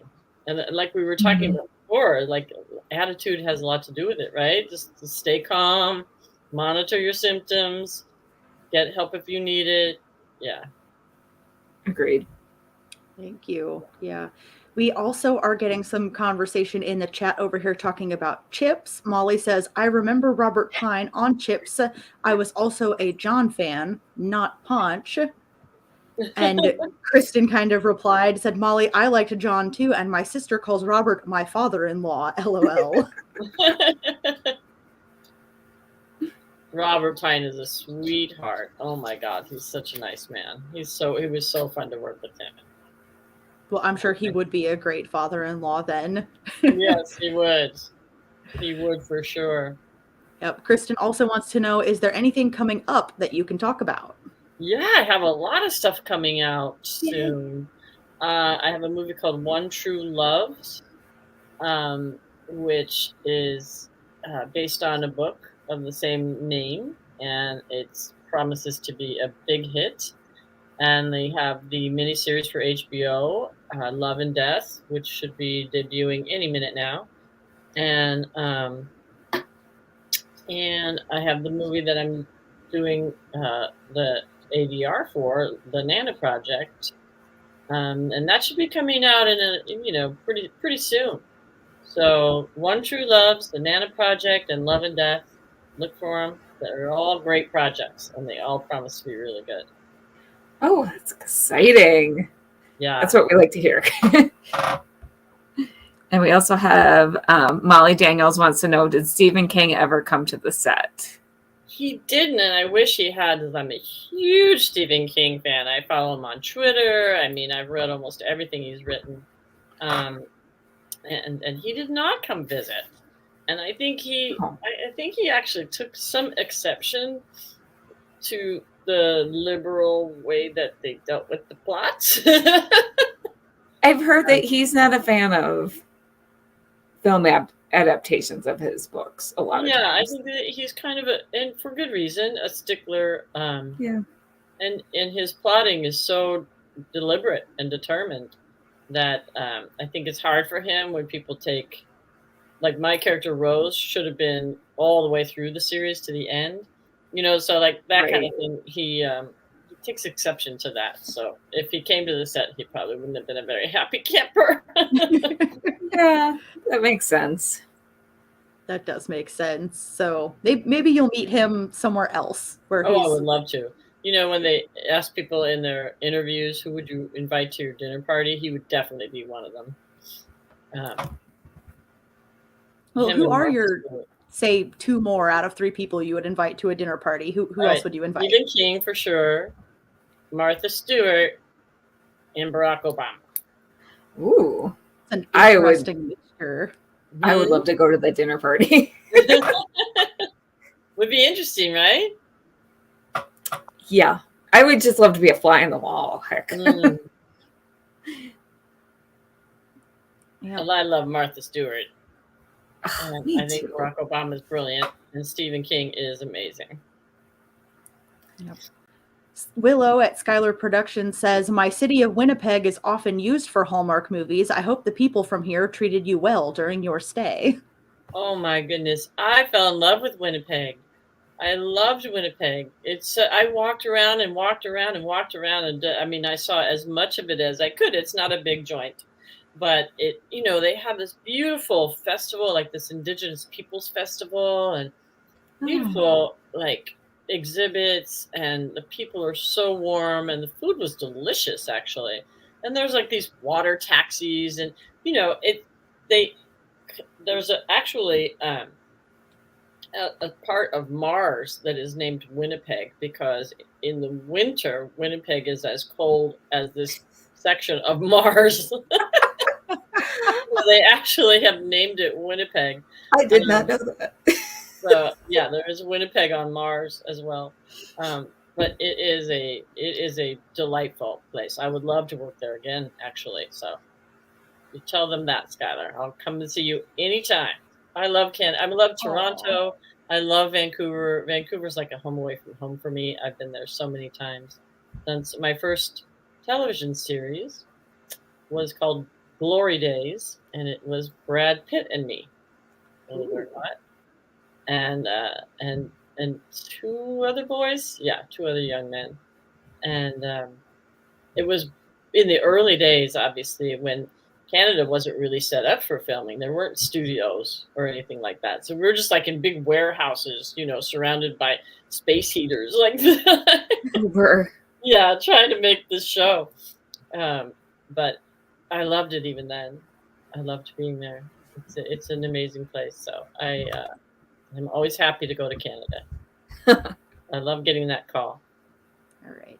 Nancy Johnson wants to know, on Sabrina, you did magic scenes. Were those CGI, or did you film separate scenes to create the effect? Good question, Nancy. Actually, the technology of CGI wasn't really available until the last 2 years of Sabrina. So a lot of those effects are practical, meaning if like I go like this and orange juice shoots out, there's a thing attached to orange juice in your back, like with a tube. Like it was that practical. Those flash pots were real. We kept getting burnt in the eye. Oh no! Come up in your eye. And we did so much with green screen. So you would freeze, and then you would later on have to go in front of a green screen and match your exact body position. And they would be like, no, move your thumb a half an inch to the left. No, go back a quarter inch. Like it would be that exacting. It would take hours and hours and hours to match your freeze on the green screen. So a lot of it was very practical. There's a reason we were there 16-hour days sometimes. It took a long time to shoot some of those effects. And all the animals were, except for the animatronic cat, there was a lot of wildlife that was part of the show. Chimpanzees and Brahma bulls. We had a lion, and they had a invisible fence around the perimeter where the lion was, and the lion was just like, yeah, whatever. Boom, blew right through it and was running around on the set like, oh my God. The script supervisor went home and did not come back that day. She was like, not doing lions. So, it was very fun, but there was a lot of complex technical aspects at play. Yeah, that's so interesting to hear, because when you watch it on screen, it's all so very smooth, And I mean, I'm sure that's true of like most productions, but before CGI, I imagine that was a longer day for the people who are there physically on set. Now with CGI, I'm sure it's a longer day for people in post. So right. Well, it's it's changed everything. The technology is just so advanced now. I remember being on, I think it was Blending Christmas, and I had a rash on my ankle, and I went to the makeup department. I was like, I don't know, I have this weird rash. Do we want to cover it with makeup? And she goes, they'll paint it out in post. I'm like, really? To just paint it out in post? Wow, I never even thought of that. Yeah, so I mean, we have these technologies now that are quite interesting, and make, there's still a lot of authenticity that has to be brought to every stunt and every situation, but there is a lot they can do in post that really is amazing for someone like me who was making movies and doing special effects long before CGI existed. Right. We've got about 6 minutes left, so I want to make sure I get to as many of the comments as I can. Kristen Okay. wants to know what your favorite book and author are. Oh boy, I'm gonna go with a recent author. I'm gonna go with Amor Tolls, and The Lincoln Highway is his newest. But anything he's written is like written in gold. He's an incredible writer. All right. And then Clyde wants to know what your favorite Stephen King book or books were. We were talking about Stephen King earlier. Oh, The Stand. The Stand. That is one of my absolute favorites too. Yeah. Like, Yeah, I love that book. And Amor Tolls also wrote The Gentleman from Moscow, which is a must read. And Candace Gilligan says, I love Sabrina the Teenage Witch. Well, we love you for loving it, because you are keeping it on the air and you're keeping that beautiful spirit alive. And believe me, we all feel very privileged to have been part of it. Yeah, you're not alone, Candace. You're in good company. Right. Well, I also wanted to know if there's any sort of parting wisdom that you have. You mentioned that you find that Hollywood actually, especially after you've gotten past that beginning point, can be more welcoming than some people portray it as. Sorry. Oh, yeah, sorry. The icons over there, very tiny and hard to see.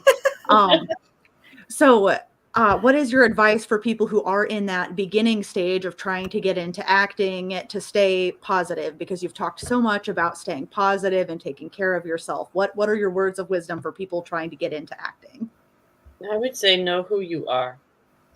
No one is lying awake at night wondering what to do with you, how to use you, where to put you in the industry. You need to know where you fit, and you need to be able to express that and to help convince the producers that you belong there. You know, people are risking a lot of money on you. When they bet on you as a performer, they're betting a lot of money. And so it really is a business. And one of the reasons I think that I work so much is that I'm super reliable. I'm never late. I know my lines. I'm nice to everyone because I like everyone, but I'm also it's important to me to be nice and to be responsible.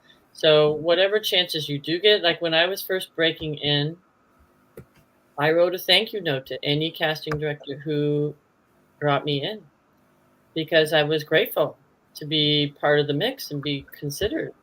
You know, everything's so different now, and it's harder to create those relationships because we're all virtual now. But you still have to,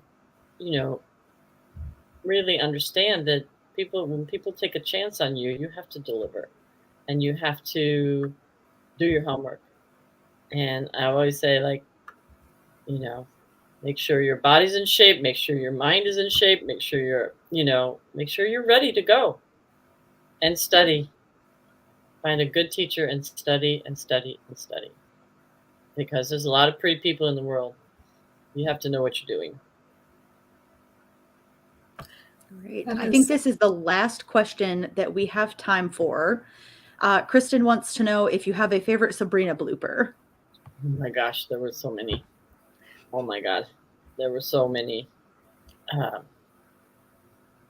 was a scene, and I can't remember why, but Caroline and I were standing next to each other, and there were these doves that were supposed to fly over our heads, and I can't remember why. And I just looked at her and I said, "Change places with me, will you?" And so we changed places, and the doves fly over and poop all over her head. He goes, "I hate you." And I'm like, "Sorry." And she's like, "Change back." So we changed back, we shoot it again, and the pigeons come and poop on her on the other side. She was not happy with me that day.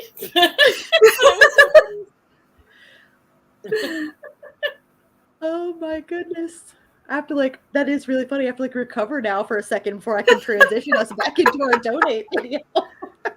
So, if you can hear it through my laughter, this is the Multiverse FunRaiser. We are a free convention that is not just raising funds for a good cause. We are raising fun. This year, we are supporting the John Ritter Foundation for Aortic Health. We've been here with Beth Broderick, who's been amazing, sharing her stories of her time with John and a lot of important information about protecting your health in general. Yeah, Curly, wait. I'm going to interrupt you because before you play the video, Beth, where can people find you? Oh, well, gosh, everywhere. I'm on Instagram. I'm on Twitter. I'm really bad at TikTok, so don't look there. And I have a couple of official fan pages on Facebook too, so you can find me. I'm around. Great. Thank you so much for being here. We really appreciate you. Curly, you can go on with your spiel. I'm sorry. I told you making me laugh like that was going to make me mess something up there. Well, it's my great pleasure. Thank you for doing this. Thank you for doing it in John's honor and in honor of his foundation. He is somebody who touched my life very deeply, and I will always love him. And thank you, and love to all of you for being here. And everybody, don't forget to donate, okay? Yes, don't forget to donate. We are going to play a very short clip right now that has very clear, succinct directions on how to do that. Beth, thank you so much. I know we just thanked you, but I want to thank you again. You've been so great. My great pleasure. My great pleasure. Anytime. Bye, everybody. Bye. Our charity partner for this year's Multiverse FunRaiser is the John Ritter Foundation for Aortic Health. They exist to spread awareness of aortic health and prevent unnecessary suffering through genetic research, widespread education, and radical advocacy. Simply click on the link at our website, www.themultiversefunraiser.com, that says donate here, and that will take you to our Just Giving link. All donations go directly to the John Ritter Foundation for Aortic Health. As a bonus, every $10 donation that you give enters you into our sweepstakes to win fantastic prizes. All information can be found at our website under giveaway. So thank you for watching and thank you for supporting. All right. Well, we're still waiting for William to show up, but we can bring our next host on. So let's welcome Dough Hubler. Hello, Doug. Surprise! Hey, how you doing today? I'm tolerable, I guess, for an old man. I ain't doing too bad. How about you guys? That was beautiful with that last interview, that last Q&A. That was wonderful. Thank you. Beth Thank you so much. Amazing, like very, very inspiring. We had fun talking to her. And I love this format of the virtual convention. I mean, I'll always love going to physical conventions in person, but you get a lot more opportunity to submit your comments in the virtual stuff because they can just pop it up on screen. There's no queuing, no lines. Like, yes, I agree. Well, I apologize for the green screen. I'm so used to Zoom. I always put something behind me, but I'm not doing that now. Yeah, no, it's fine. I mean, any plain background works for stuff like this, and you actually can put something in. I just don't know how to do it on this one. We're going to turn this hour into a tutorial teaching Doug to use StreamYard. Doug and all of you all out there. Which reminds me that I should repeat Amy's joke that she gave me. So I went through everything on Thursday night with Amy, and she said, she was like, my milkshake brings all the boys to the StreamYard. And she was like, you can use that. Welcome, Willow. Hey. Hey, what's up? What's happening? Hello. So Curly and I are going to drop out, but we're going to bring George in, and you three can talk about the greatest American hero or whatever you want until. Believe it or not, I'm walking on air. Exactly. I was hoping this would turn into a sing along. Yes. Actually, the funny thing is that while that theme song's been going through my head all day, what's also been going through my head is the bit from Seinfeld where George changes his answering machine and goes, "Believe it or not, George is not at home." I love it. That. I love that. Yeah, I love that song was in Gilmore Girls, the episode where The rock Jackson version. runs for mayor and they do a rock cover of it. And at first they're like, "This song is so lame, we don't want to do it." And they're like, "No, we made a commitment." And so they do a rock cover of it with no rehearsal. And Suki comes out on stage and goes, "It's different live, I guess." There are not many classic TV theme songs that were also top 10 pop hits as well. Right. So come on. Mm-hmm. Well, It's now a standard. that seems like it's that's become the popular norm of having hit songs for TV theme songs. Yeah. Oh yeah, absolutely. All right. Well, There's not been a lot. I think Monkeys was a big one. I mean, Monkeys theme obviously, but yeah, Friends. Greatest American Hero was way up there. That was top 10 anyway. Yep. Absolutely. Didn't Supernatural have a pretty big hit song? Well, Supernatural ran off of "Carry On My Wayward Son." That was their biggie, but obviously that song was done a couple of decades earlier. So. And it wasn't their original theme. They actually had just like regular music. So. Oh yeah. Well, Curly and Kelly, I'll let you guys pop out of here. So Love you thank guys. you all very Bye. much. That was a wonderful interview with Beth. So Thank you. take care, you guys. All right, let them go pursue a life of religious fulfillment and whatnot. Oh yes, of course. Must be done. Must be done. But you're right though. Supernatural. I love it. The last season, finally, they were able to use "Carry On" for the theme song. Yeah. So and Dean saying, "I love this song." I'm going, yes, finally, somebody says it. Finally. Well, as we are waiting for William Katt to show up, of course, here, obviously, we got to talk about favorite projects of his. So, Doug, seeing as you are the host extraordinaire of this, we got to start off with you, man. Where does it start?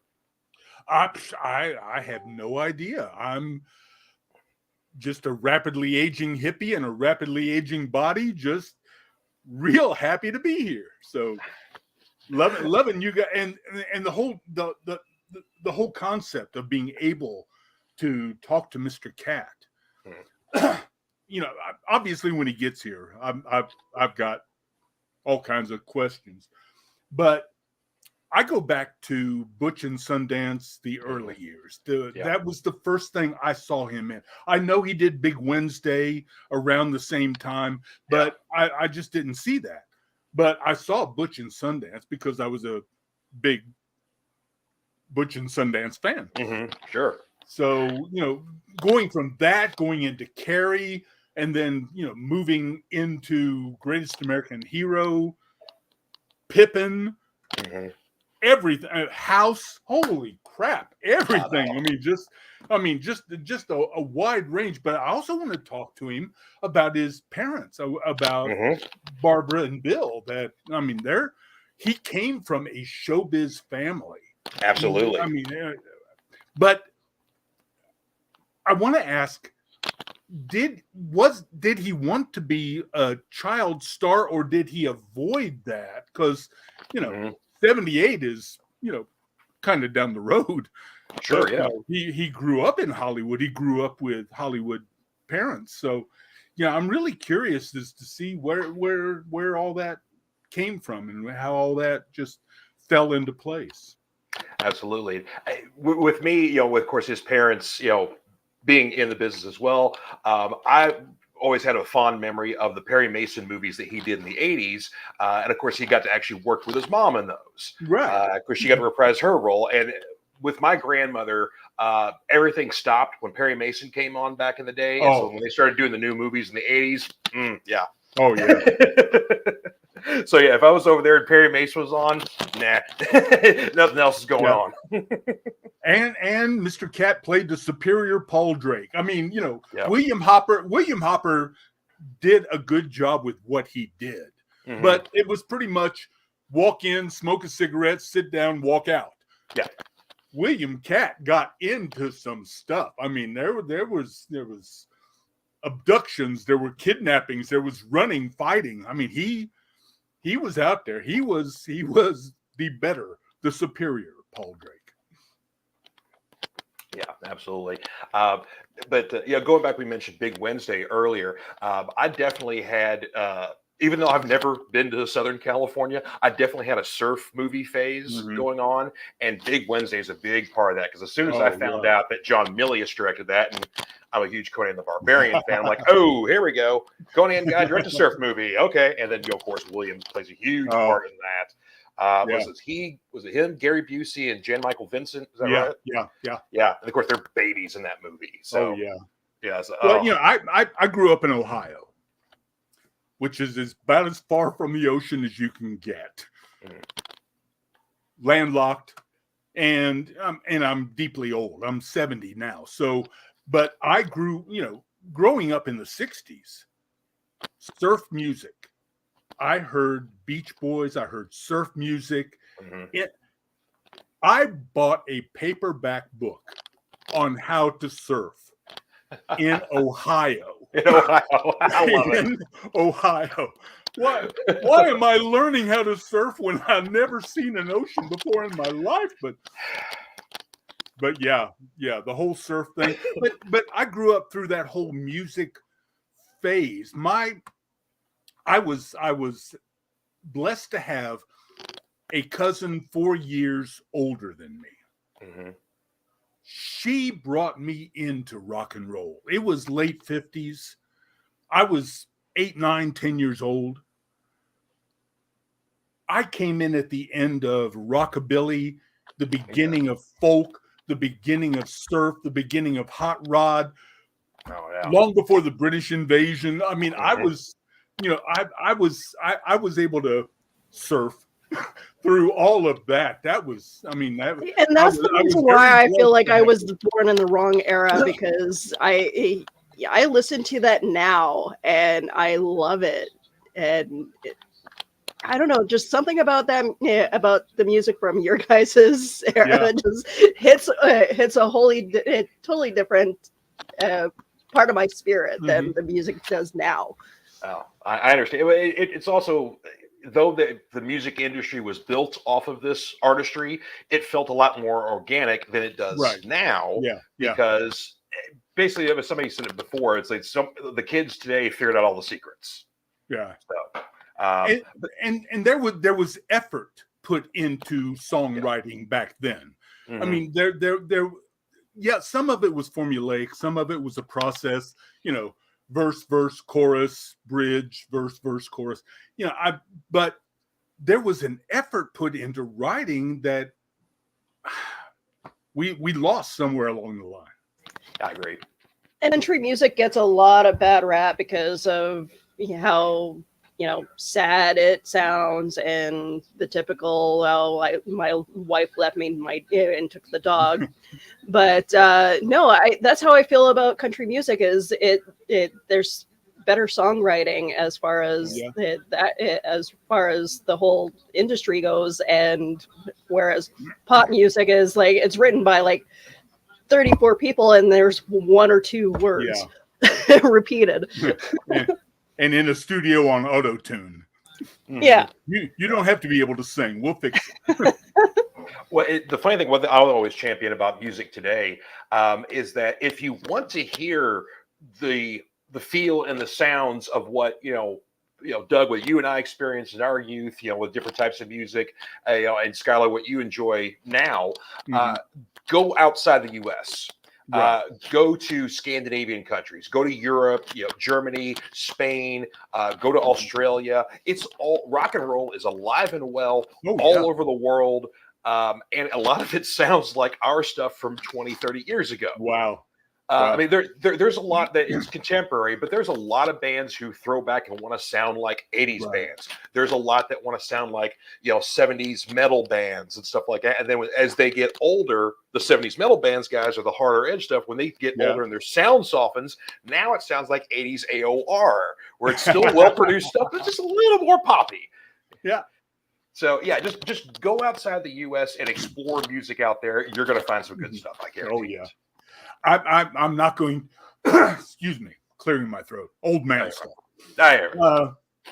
I'm not going to promote another thing here, but I am honored to be able to do a weekly 2-hour radio show on Monkey Mania Radio. Oh, the Monkeys, and because of copyrights and because of Rhino, their ownership, we can't play more than 3 legitimate cuts from an album in 2 hours. We're limited to that. But there is such a groundswell of live stuff, concert stuff, solo stuff that we're able to pull in. And we're pulling in, because the Monkeys hit in the 60s, I'm able to pull in 60s stuff. They still were working in the 70s. I pull that in. They did their reunion in 86. I can pull that in. Oh, nice. They did all 4 of them reuniting in the 90s. I can pull that in. So, just being able to just share all this wonderful music with people it thrills me. I'm real happy to be doing that. Oh yeah, well, I'm sure you're probably pulling some like Mike Nesmith's solo stuff outside when he left the Monkeys. From the First National Band stuff, and way before I really I guess growing up, I was this 70s 80s kid because I was born in 76. So growing up, the Beatles were always around; they were always a presence or anything like that. Yeah. I didn't really get into them until maybe I was in my 20s, but I was a Monkees kid because my Aunt Kathy was a hardcore, like she said, forget those Liverpool dudes. I want the Monkees. So those were her dudes back in the day. And so especially in the 80s where they started making their reunion comeback, you started getting MTV playing the old show and whatnot. That's when I got into them hardcore. And so, and of course, if you become a music geek like I do, and I'm sure you are too, Doug, that you do deep dives. Like, who writes some of these songs, and and then you start feeling, who's this Neil Diamond guy? And Paul Williams, Williams, he's the guy from Smokey and the Bandit. He wrote this song. What are you talking about? Oh, I'm a Muppets kid, so he's a Muppets guy. So I rated my mom's music way back when, and I fell in love with Cher, the Monkees. It's I don't know. Like I even fell in love with Johnny Cash back, with listening to my grandma's music. How do you not? I don't know. Just music. In certain stages, just has a way of like brightening your mood, and I don't know what it is. Just now it just doesn't have the same feel now. But yeah, and something both Davy Jones and Peter Tork pointed out with the Monkees, they were hired as actors to play a rock band on a TV show. Right. Mickey would often talk about, okay, this is like Leonard Nimoy actually becoming a Vulcan. And everybody got tired of that story. Peter begged him not to tell it anymore. He went, no, I got a new one.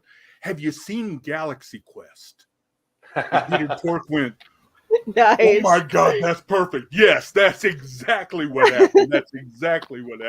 But Davey and Peter both said they hired 2 actors and 2 musicians. What they got was 4 actors and 4 musicians, which lightning in a bottle.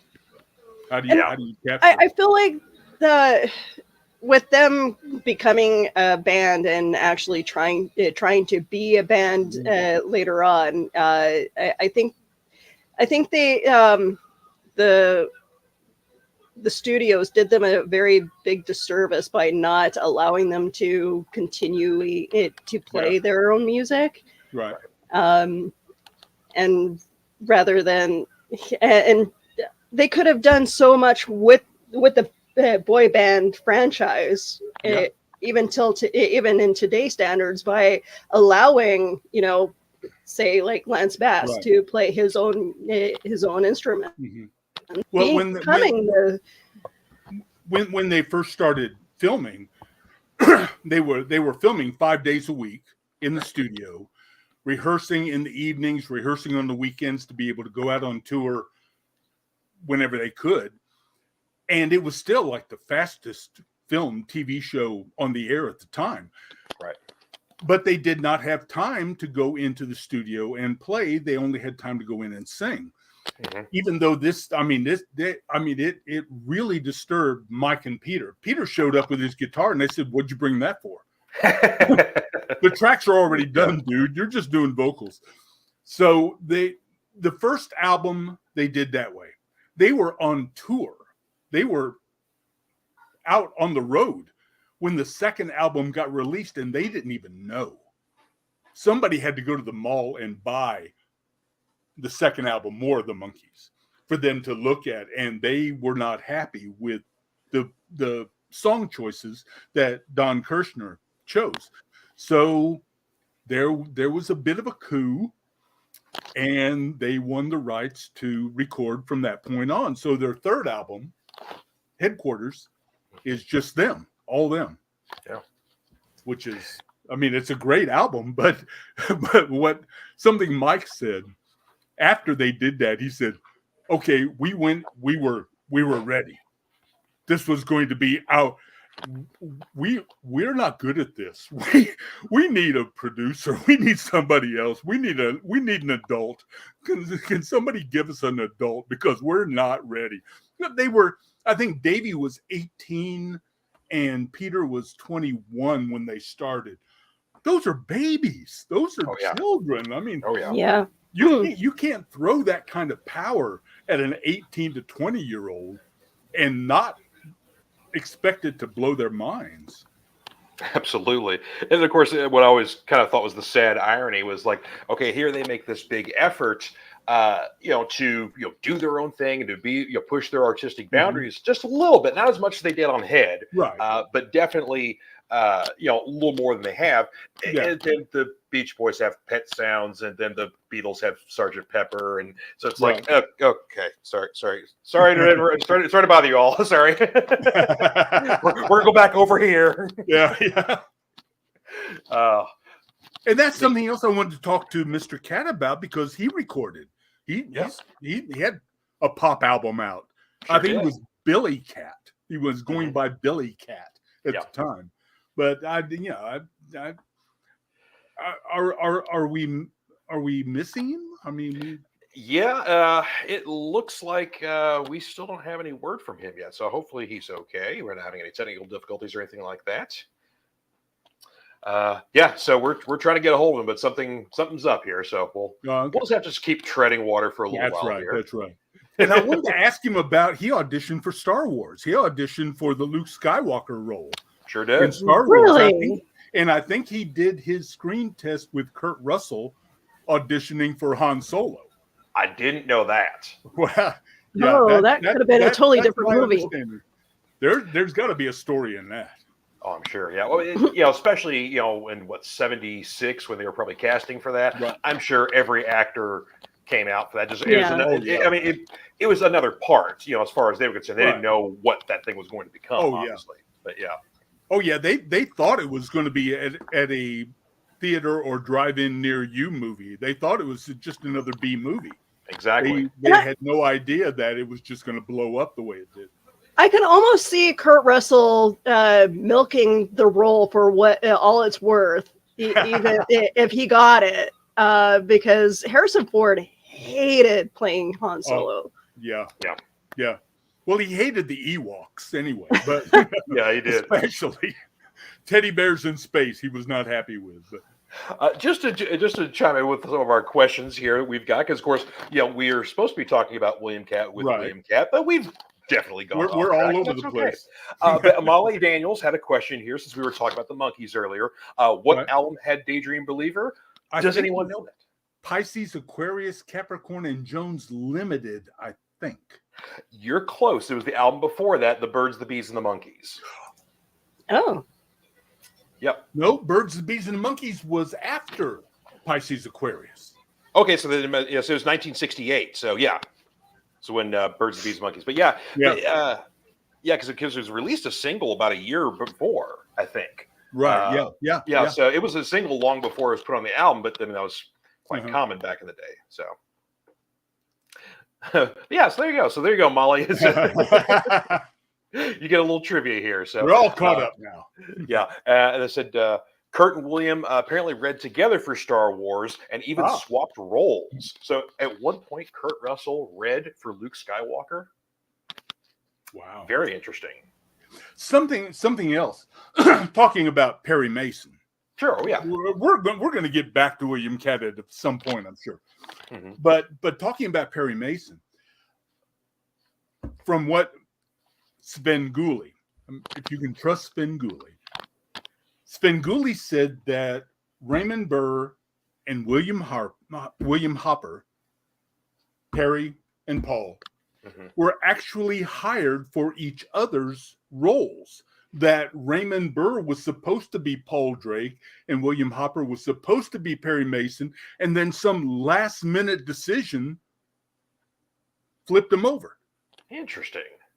That would have been strange. That would have been bizarre. Yeah, I mean, you can see how they basically Yeah, that's and I do want to ask him about. I mean, Barbara Hale played Della Street. She was phenomenal. And I think Big Wednesday was the first movie that both Mr. Katt and Barbara Hale did together. Right. They eventually did, an episode of Greatest American Hero, and then he came in on the Perry Mason movies. But, what's that experience like to work professionally with your mom? Sure, throughout your adult life? That there's got to be a story in there. Yeah, I would think so. And of course, going to obviously one project that we best know him for, The Greatest American Hero. Right.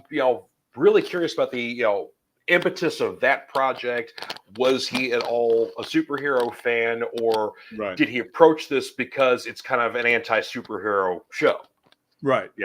So and we've all read the reports that his on-screen reaction to seeing the suit the first time was legit. He was just, oh my God, just was not happy with that. And I was thinking that, well, there's a connection with John Ritter right there, because John, in the same time frame, had done Hero at Large, the movie Hero at Large. So he was in an equally ridiculous looking superhero costume. So, and there's a little similarity to those costumes as well, heavy on the red and black. So, So, Willow, what's kind of your earliest connection to William Katt with finding his work? Honestly, I think it's just he's been in and out of TV for decades. So I think it's just, I've watched almost everything that you guys have mentioned. I know I've watched several of the Perry Mason movies. They just kind of blend together. So it's really hard to pick a favorite right now, but like I grew up watching all kinds of stuff, and and Greatest American Hero was just something that like in and out of pop culture mentions in Family Guy and almost everything. Cartoons and movies even today.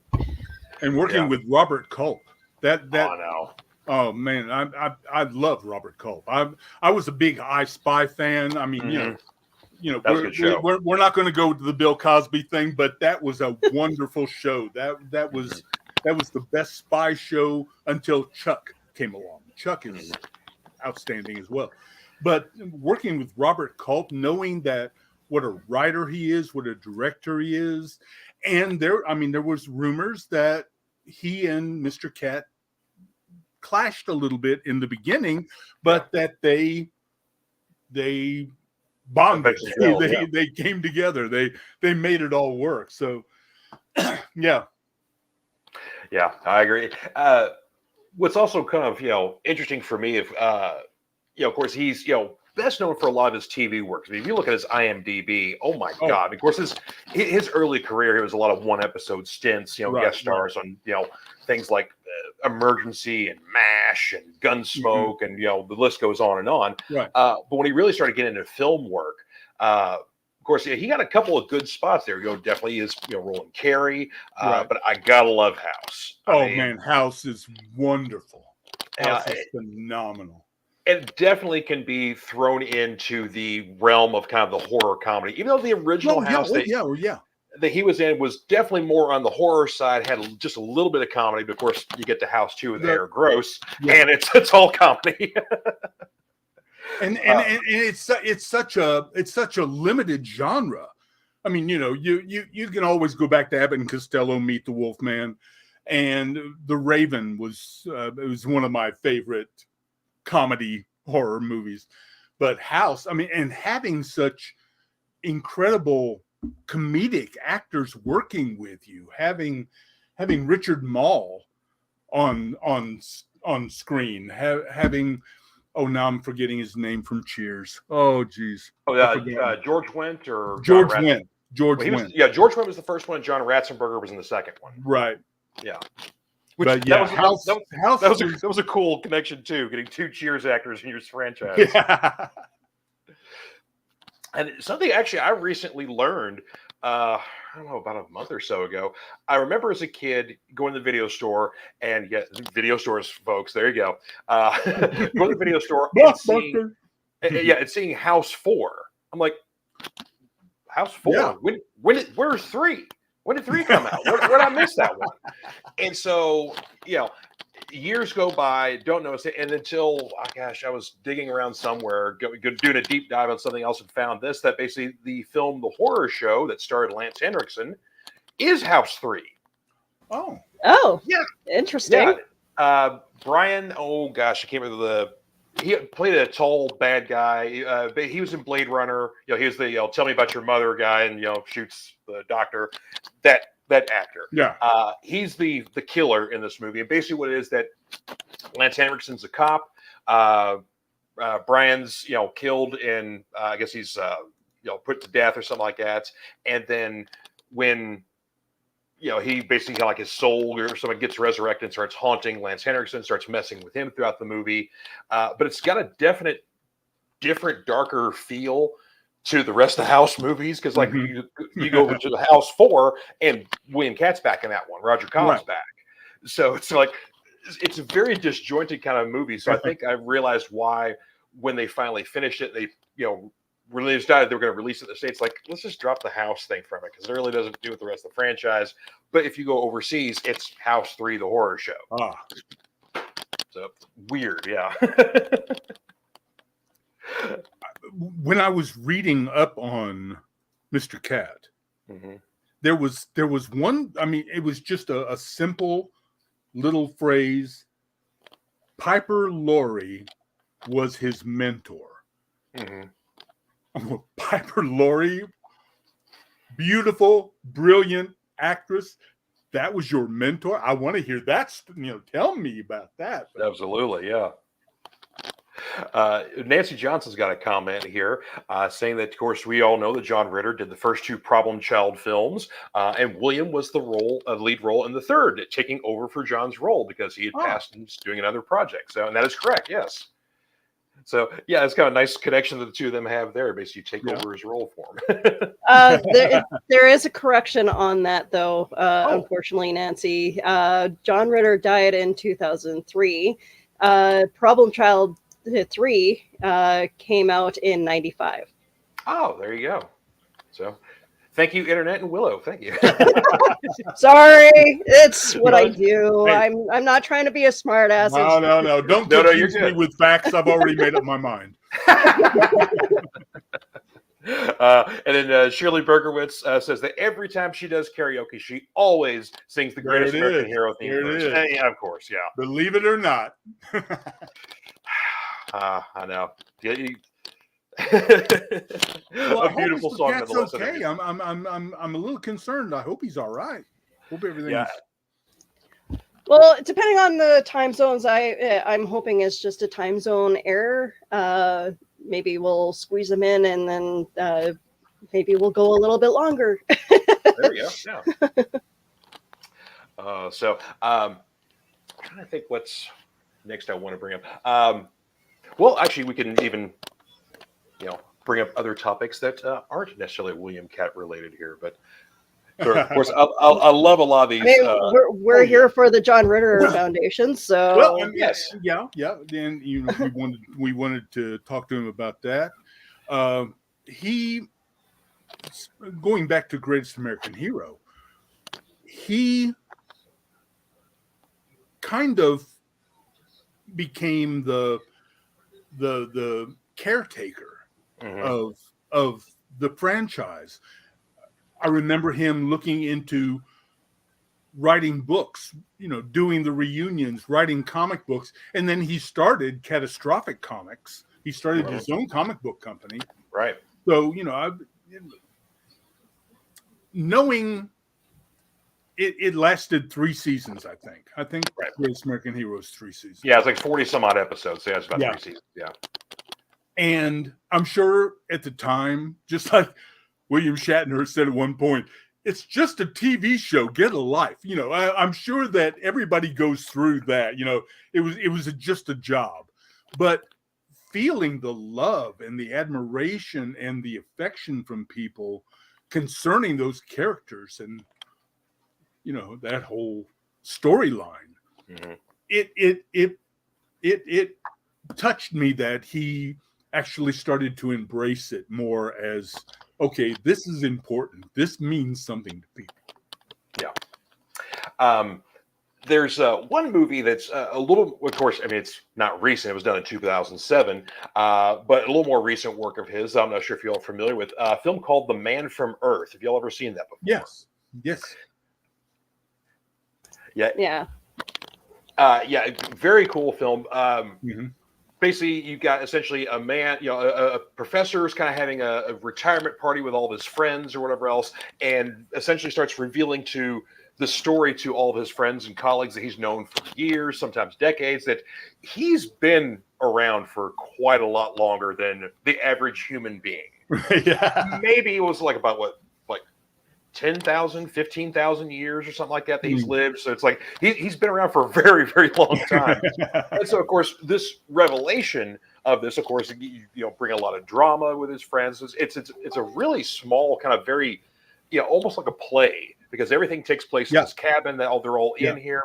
But you've got a great cast. Of course, William Katt's in the movie. Tony Todd's in the film. I can't remember the actor's name, but he was on Deep Space Nine, the bartender alien guy. Armin Shimmerman. Armin. Yes. Yeah. I'm pretty sure. Let me get the played old Quark. IMDb. Armin Shimmerman played Quark. If that's who you're talking about. I think that's who it was. Let's see here. Oh no, I'm sorry. No, John Billingsley, who was Dr. Phlox. Yeah, Dr. Phlox. Yeah.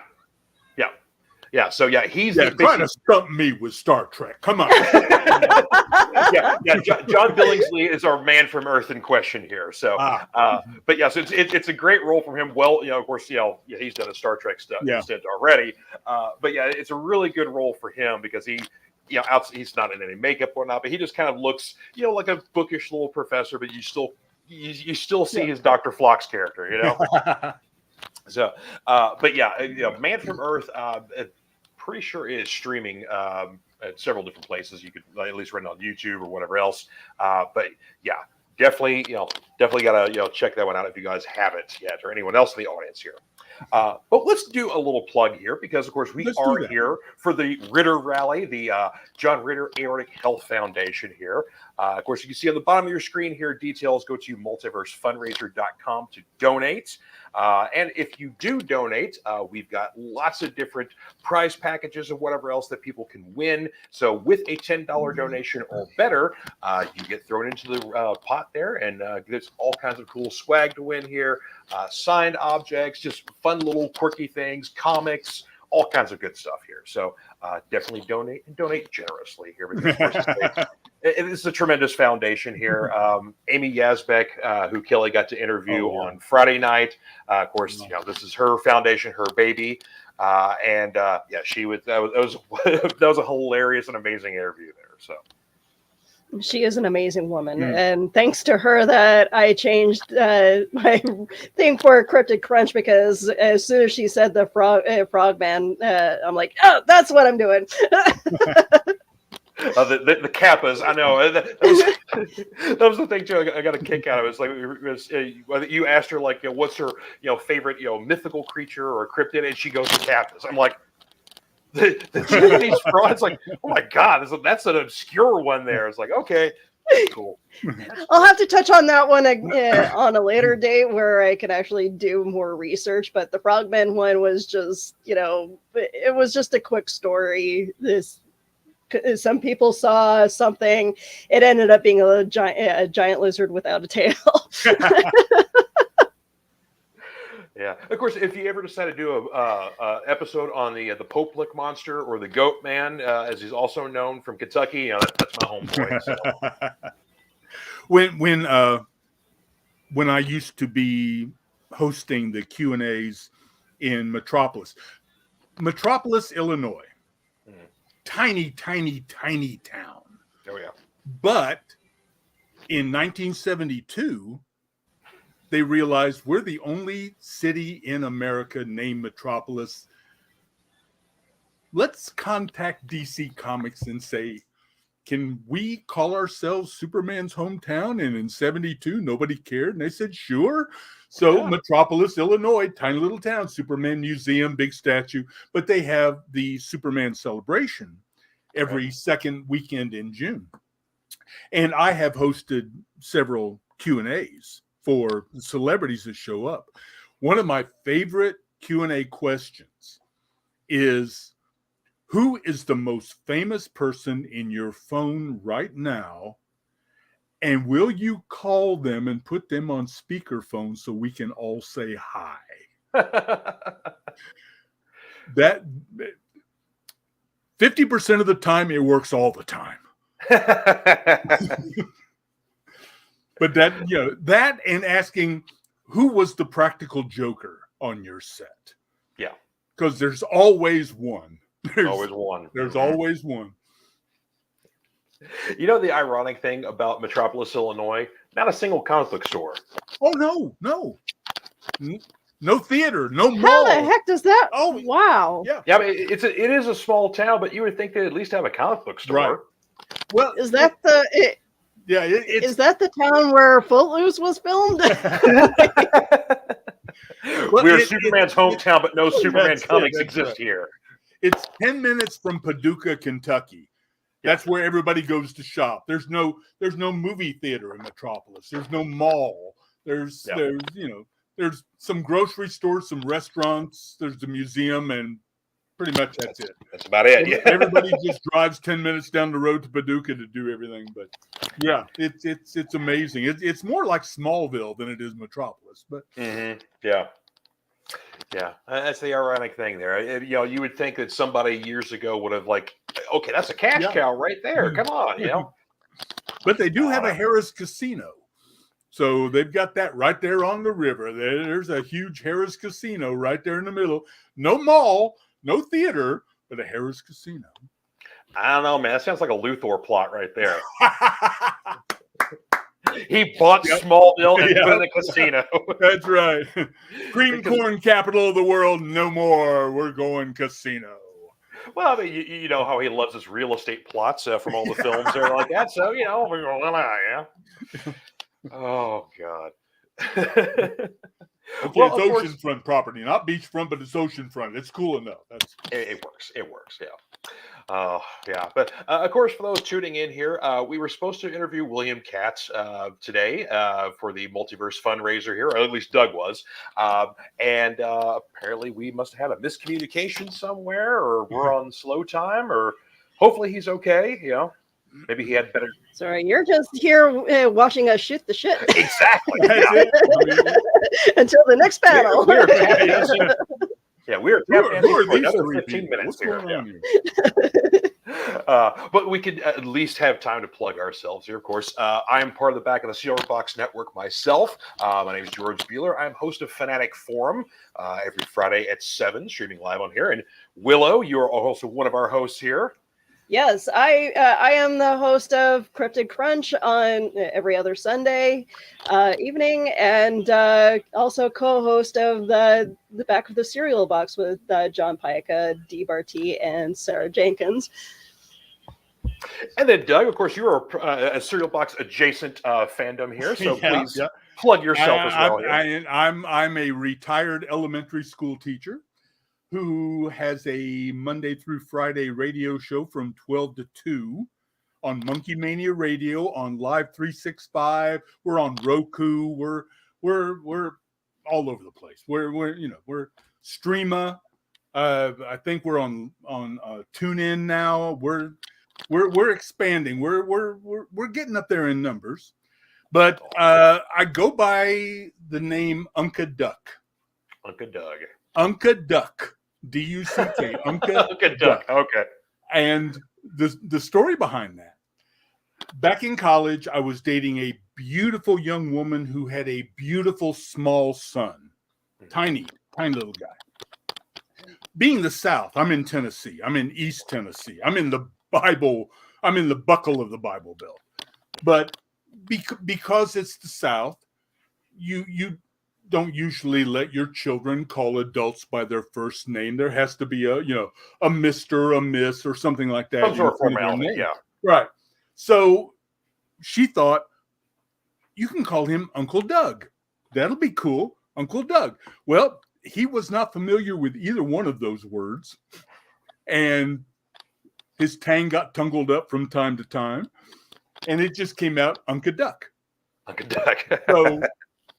So when this radio thing came along about a year and a half ago, I was looking at, saying Doug Hubler. If you say it fast, it sounds like Keebler, Doug Hubler. No, see that, So, looking for something, an identity, an identification. Unca Duck came back to me, so now I've got boxes of rubber ducks everywhere. I've got duck stuff everywhere. It kind of got out of control. But so if you get a chance, come listen to some music from the Monkeyverse. Absolutely, yeah. I'm gonna have to check that out. And see, and if you ever decide to do a different radio show, you could be Disco Duck. Yeah. Yeah, if that's not right, well, that may be taken. Of course, I think he'd have to pay Rick Dees for usage of that. Yeah, we don't want to get into that area. I mean, Ray Parker Jr. already had to pay off Huey Lewis, so let's not go there. So let's see. We've still got about another 10 minutes or so. We can discuss some other stuff here. So one thing, of course, I've more recently going into some more recent stuff here. I talked on Friday night about the Last of Us series that's on HBO Max. I want to see that. It is amazing. Being as someone who played the video games, both of them, it's, I would say, probably a near perfect adaptation of anything that I've ever seen, whether it be a film, book, whatever else. Wow. They've made a couple of minor changes to the story, but overall, they're sticking very close to it and treating it very seriously. So it's good. Yeah, one thing I've kind of compared this to is like a lot of people immediately want to think Walking Dead sort of thing. It's like there would be some similarities, but I would more equate this to Cormac McCarthy's The Road. Okay. Where it's much more steeped in reality. The world itself is a lot darker because of this event that happened. And then it's very emotional. And Chris Pratt is not doing a voice. Yeah, Chris Pratt is not doing a voice. He's not doing Mario. Oh, jeez. Okay, let's touch on the Mario thing here, because I'm not a huge Mario fan. Right. I mean, I grew up with the games and stuff like that, but my nephew is, of course, much more the fandom. But why did they go for a celebrity? I mean, I can understand they use a lot of celebrities in the movie, but a lot of them are comedians and they've done voice acting. Yeah. So they're familiar with doing voices. They're capable of doing that. Then you get Chris Pratt, who, okay, he's a name, yes. Yeah. He has done comedy, yes, but he's not a traditional voice actor. No. And can't really do an Italian accent. No, not really. Yeah. I mean, that movie looks beautiful. Oh, and from what I've heard, a lot of the other voice actors sound great. Like I think Keegan-Michael Key is Toad, which is awesome. Jack Black's doing Bowser. So from what I've heard, those sound great. But it's like, your lead is doing almost offensive accent, one would say. It has triggered a few people. I mean, we had some pretty bad representation of Mario in the past, so I guess this is sort of a step up. Well, that's the ironic thing too. Is like Charles Martinet has done the voice for Mario for 30 some odd years. Like, you couldn't have hired him. Yeah, he's a little bit cheaper than Chris, and you wouldn't have had anywhere near the controversy. Right? Yeah. It's like when they get celebrities to portray the chipmunks, and it's like, why? You're just going to speed up their voice, and nobody's going to know that it's actually them, except in the credits. Your stunt casting is better off as whoever's playing Dave, and they got Jason Lee at the time. Was popular coming off of the My Name Is Earl show. It's like, okay, we know who that guy is. Sure. Yeah. So, I don't know. I think Zachary Levi came in and played Dave one time, Dave Seville. Yeah, I believe he did. Yeah. So we got one comment we got to bring up here. Shirley Berkowitz asking, where is William Katt? That's the question we've been asking ourselves for the last 40, 50 minutes, unfortunately. So, we were supposed to have William Katt here to interview, and something happened. We don't know yet. Our producers backstage have done every measure they can to contact Mr. Katt, but unfortunately, we've not been able to touch base. So, apologize for that, folks.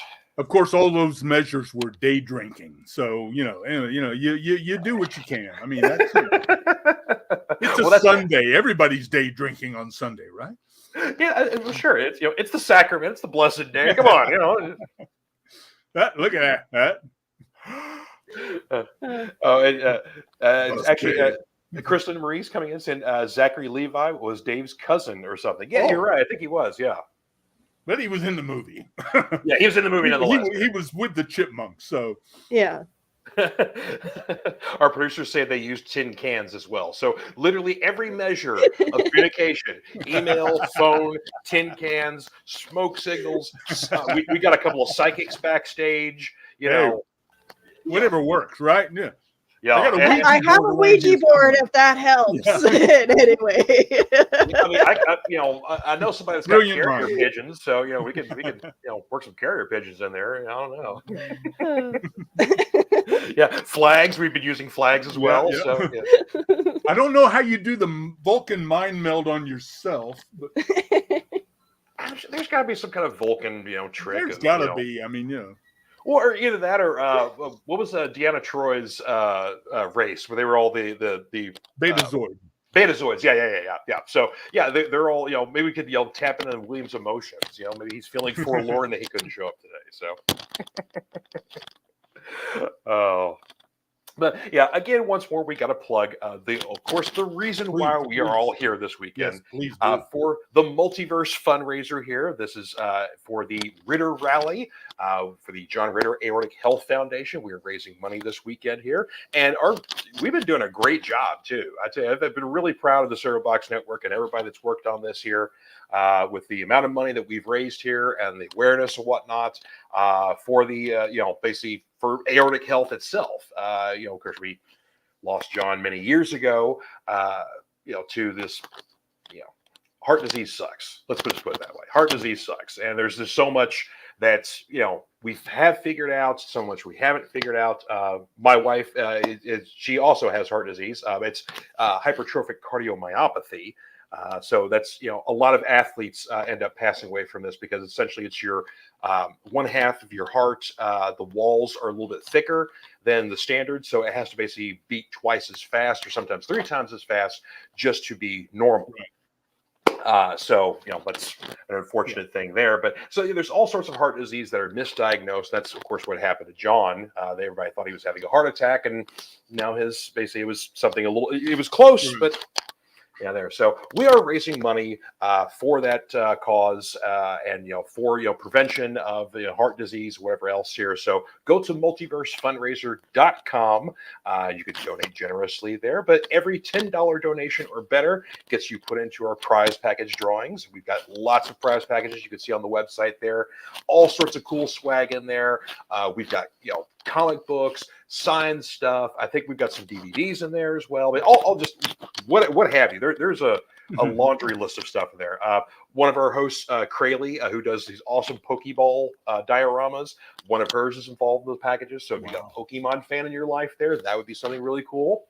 So yeah, all sorts of wonderful stuff here. So I see Kelly down here in the bottom here hanging out. So Hello. Hey Kelly, how you doing? Good. You guys did a great job filling this hour. It's hard to have to talk unexpectedly for an hour. Oh, that's okay. We enjoyed tap dancing on a Sunday afternoon. It's what we do. Yeah, we appreciate you. Kelly, who's coming up next? Well, we have author Kerry Schafer, who also writes under the pen name of Carrie Ann King. We're very excited for her. And Willow, and hopefully Keisha's going to be able to get her computer working, get her computer resurrected. Mm-hmm. Willow and Keisha will be interviewing Carrie. So we're very excited. I'm just watching for when Carrie pops up. Yeah, we've had a lot of weather in certain parts of the country here. Here in Kentucky, we got just rain, but a little further north, everybody got like a few inches of snow. And I know Keisha was concerned in her area, but they've got a lot of weather as well. So, well, where are you? Where are you, George? I'm in Elizabethtown. Yeah. So, I grew up in Louisville, but I've been living in Elizabethtown for nearly 20 years now. So, and I have the pleasure of being able to walk to work because I work at a comic book store that's right downtown called Clyde Comics. So if you're in the Elizabethtown area, folks, come check us out. We've got a lot of books. Let's put it that way. Okay, I'm getting in the car.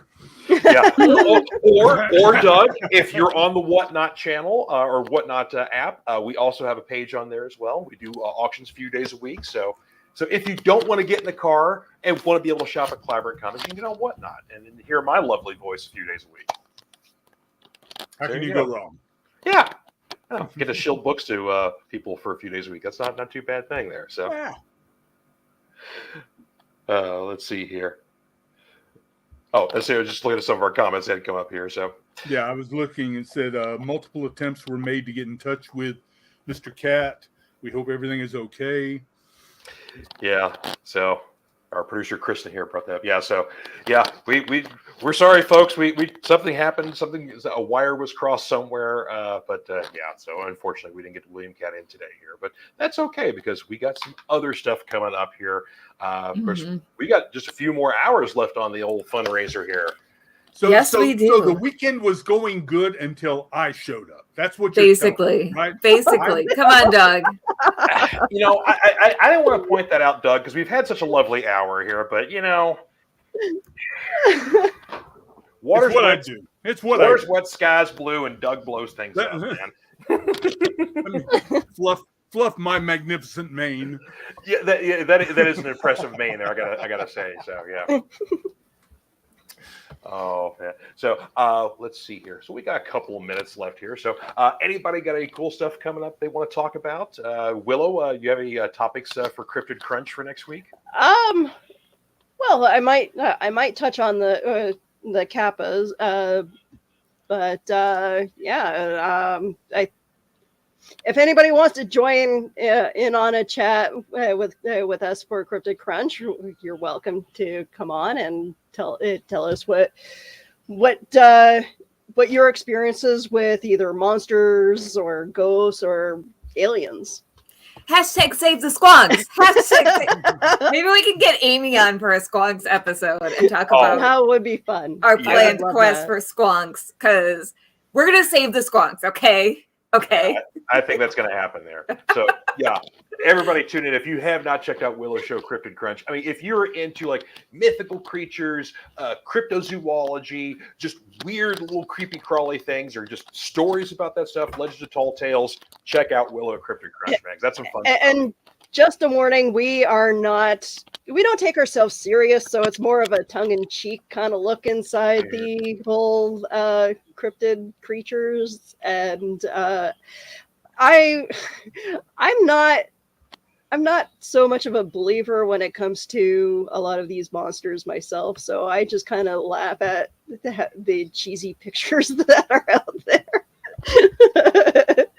Yeah, if you want a little more of the serious take on the horror stuff there, check out Ice Cream Queens on Sundays here in the Cereal Box Network here. They get a little, they do a little more tongue-in-cheek stuff too, but they do get a little more serious talking about their creepy stuff as well. Yes. So. And they are on tonight at 8 p.m. Central, 9 p.m. Eastern. Yep, they're closing out the show for us. Well, with a bit of a break, I guess. Bit of a break. Yeah, they're going to be closing out the night with us officially here. So they're our after show. Is a good way to put it. The after party. Yeah, there you go. And can I just say, if you have never seen an Ice Cream Queens episode, tune in tonight. The Ice Cream Queens are glorious. They're all goddesses. I love them. I'm obsessed with them, and you won't regret watching. Yeah, their topics go from horror movies. They do cosplays, talk a lot about that. They talk about true crime stuff. So pretty much anything creepy they want to talk about. And then of course sometimes it gets into complete, depravity of cute stuff and whatever else. So it's not just a creep fest either. So those ladies have a good time. Oh, we got a guest coming up here. All right. Oh, yes. Well, it's about time for us to hand over to the next panel here, Kelly. So I'm going to go ahead and play our video here we've got talking about donations and whatnot for the Ritter Rally. But Doug, thank you very much for coming in here. Thanks for letting me be here. And Willow, I didn't get much done, but thanks for letting me join you. You know, we had ourselves a nice little dance session over here for an hour or so. So yeah, I appreciate you coming in. Hey, we bonded over the monkeys, so I'm happy. There you go. And Willow, thank you very much for helping us tap dance. Oh, as well no problem. Take care, everybody. Stay safe. You all take care. We're going to play this little video for you. And then next up here, we got Kelly with our next guest here. Our charity partner for this year's Multiverse FunRaiser is the John Ritter Foundation for Aortic Health. They exist to spread awareness of aortic health and prevent unnecessary suffering through genetic research, widespread education, and radical advocacy. Simply click on the link at our website, www.themultiversefunraiser.com, that says Donate Here, and that will take you to our Just Giving link. All donations go directly to the John Ritter Foundation for Aortic Health.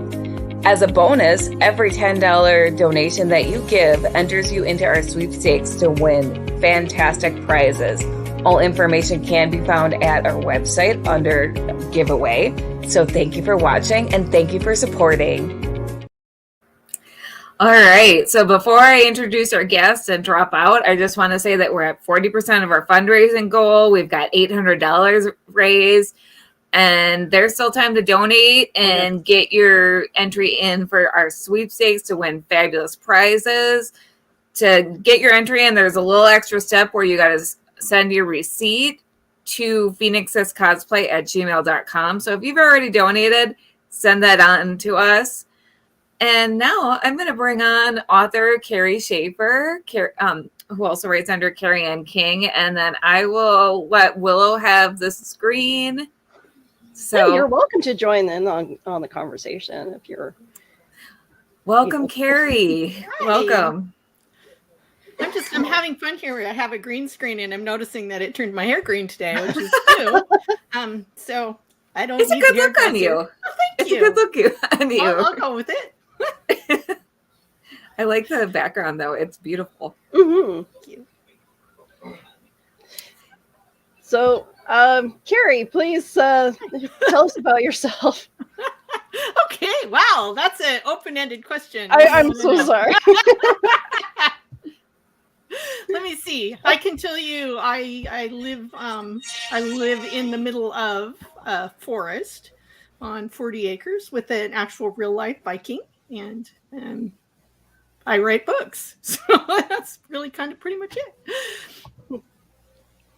Awesome. So Keisha, you're welcome here. I'm sorry I'm running a couple minutes late, guys.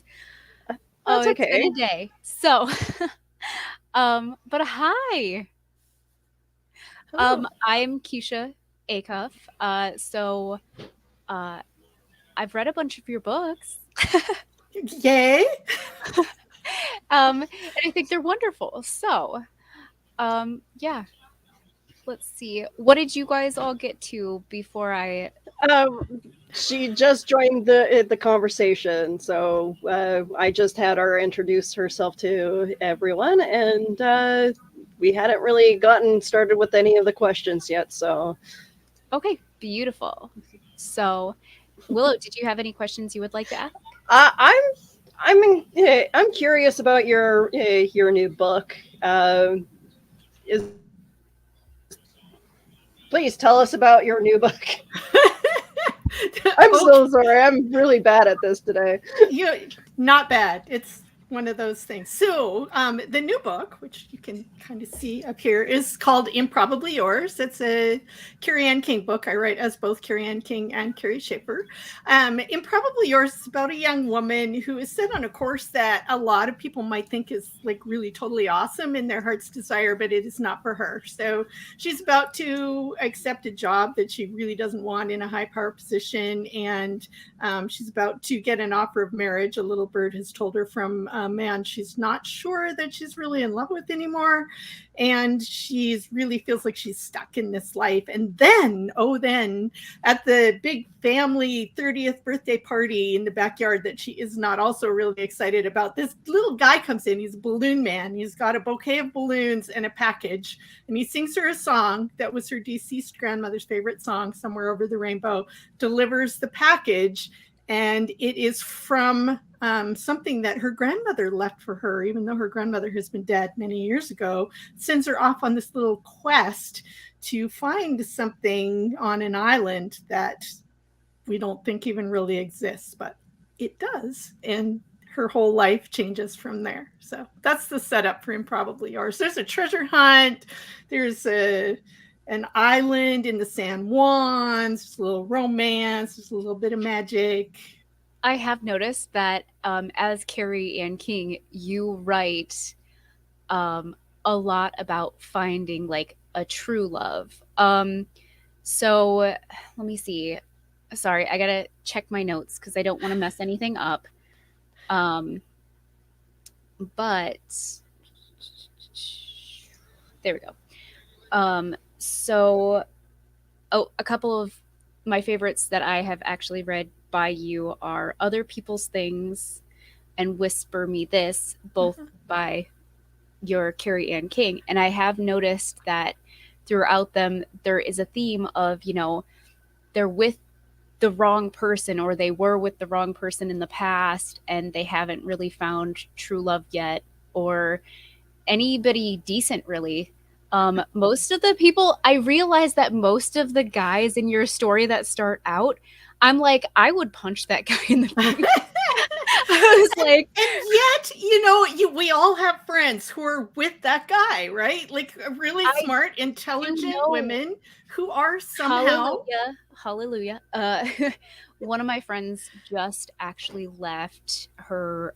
She just had a child not too long ago, but she finally had enough courage to leave her drug-using, abusive husband, and she is living her life. She is in a women's shelter right now, but I am just so glad that she was able to get out of there because, yeah, like you said, everybody knows that friend that is in that relationship that they do not need to be in. Right. And like, I noticed that that's a kind of a common theme throughout your books, is like, there's these great women, but they're all with the wrong people.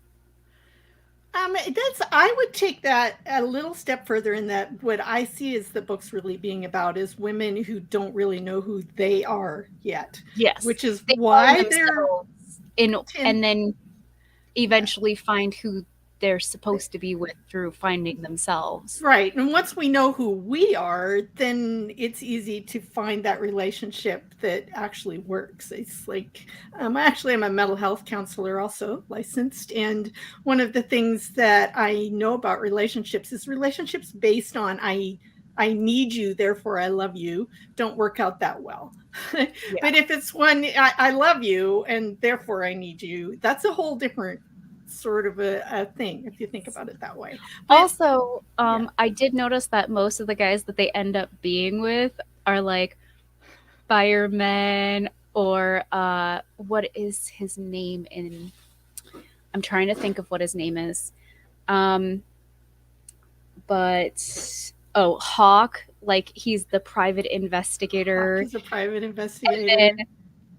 And then Tony in Whisper Me This. Like, I've noticed that they're all generally like kind of good, upstanding. Like, they all have that sense of authority figure, I feel. I think probably they tend to very likely be based on, I was going to say on My Viking, but it's interesting. I think as women, we kind of imprint on our fathers, unfortunately for some of us, and fortunately for me. And so it's always this either trying to move away from that early relationship that was not good and damaged us, or trying to find people that are in some ways the same. So my father, his nickname was Mr. Big. He wasn't fat, but he was very tall. He was a large, strong, but very kind. Always very kind. I don't think he ever yelled at me. I adored my father. I noticed that they're very they're very soft spoken. Unless it's coming to, like, if somebody is threatening the female lead in the book, they're like, no. But past that, they're very soft spoken. Well, in those two books, they are. In Improbably Yours, our hero in Improbably Yours is not soft spoken. He's actually kind of blustery and grumpy. But there's a soft side to him that we get to discover. Did you tell us when it was coming out again? Oh, it's already out. It came out in the end of October, actually. Oh, okay. Because I was going to say, I do not have that one yet. I have several of your books. Actually, quite a few. I have a book obsession. So the recent one that I had been reading was Dead Before Dying, which actually Kristen was like, that one is by Schafer. That's my Kerry Schafer self, yeah. But there is a stark difference between like genres, I feel. But that's the one that I've been working on. I have a list of everything on my phone because I can't remember everything to save my life. But I did Whisper Me This, Closer Home, Everything You Are, Other People's Things. And then I have a couple other ones somewhere, like, so I was like, I'm a bookaholic. So when Kristen was like, hey, can you do this? And I was like, yes. I need all the things. So I just started ordering and reading, and so I've been binging a lot of your books recently. But Kristen said that she's also a big fan, and she was sending me all of the titles that I still need to look up and buy to get. So like that being said, I did want to ask you, how many books do you actually have at this point? In total, there are 13 that are in print, and along with 3 novellas. So I guess that makes 16 total. And then one of those series books, like the the ones that you're reading, the Kerry Schafer books, the Shadow Valley books. The first two of those were published by a small press initially, and then I republished them. So that was an adventure. And if you're looking for the Between books, hold off, because those are going to be coming back out in a special Kerry Schafer edition here coming up very shortly, which is super fun. That's exciting. It is. Nice. 10-year anniversary. I got the rights back, and I'm putting them back out as myself. So, yeah, So how long have you been writing? How long have I been? Sorry, you broke up a bit. Sorry, go ahead. Oh, sorry, I'm having internet issues. How long have you been writing? I've been writing for, well, ever, really, since before you were born. I'm pretty sure. So long time. Been writing a long time. My first book was published, however, in 2013. So I'm coming up on 10-year anniversary with the first book, Between, the end of January. So that's pretty exciting. So what actually got you into writing? I loved books from the time I was a very, very small child. My mother tells me that I used to recite my favorite book to people. I used to do that too. My favorite book was about a bunny. It's not easy being a bunny. And my dad thought I was just the smartest little kid on the planet because I knew it verbatim. And then he realized that I just memorized the book. He thought you were reading. I was reading at a really young age, and I was like, oops. And then he realized that one day when I picked it up upside down. And I was reading the book upside down. So he was like, oh.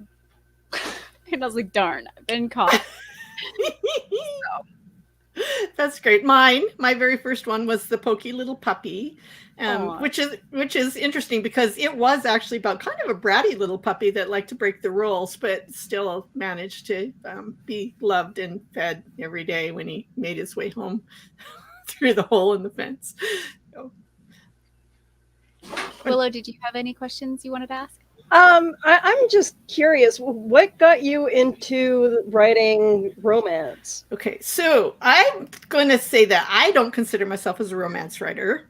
For starters, they're women's journey books, so they're kind of like a psychological growth story. They have romantic subplots. So here's what happened. Honestly, this is the honest to God story because this is how things go in publishing, and I don't mind telling the truth. So my first book, Between, was fantasy. I adored fantasy. That was my first love. I honestly, when I read, I tend to read fantasy and mysteries, thrillers. I love these things very much.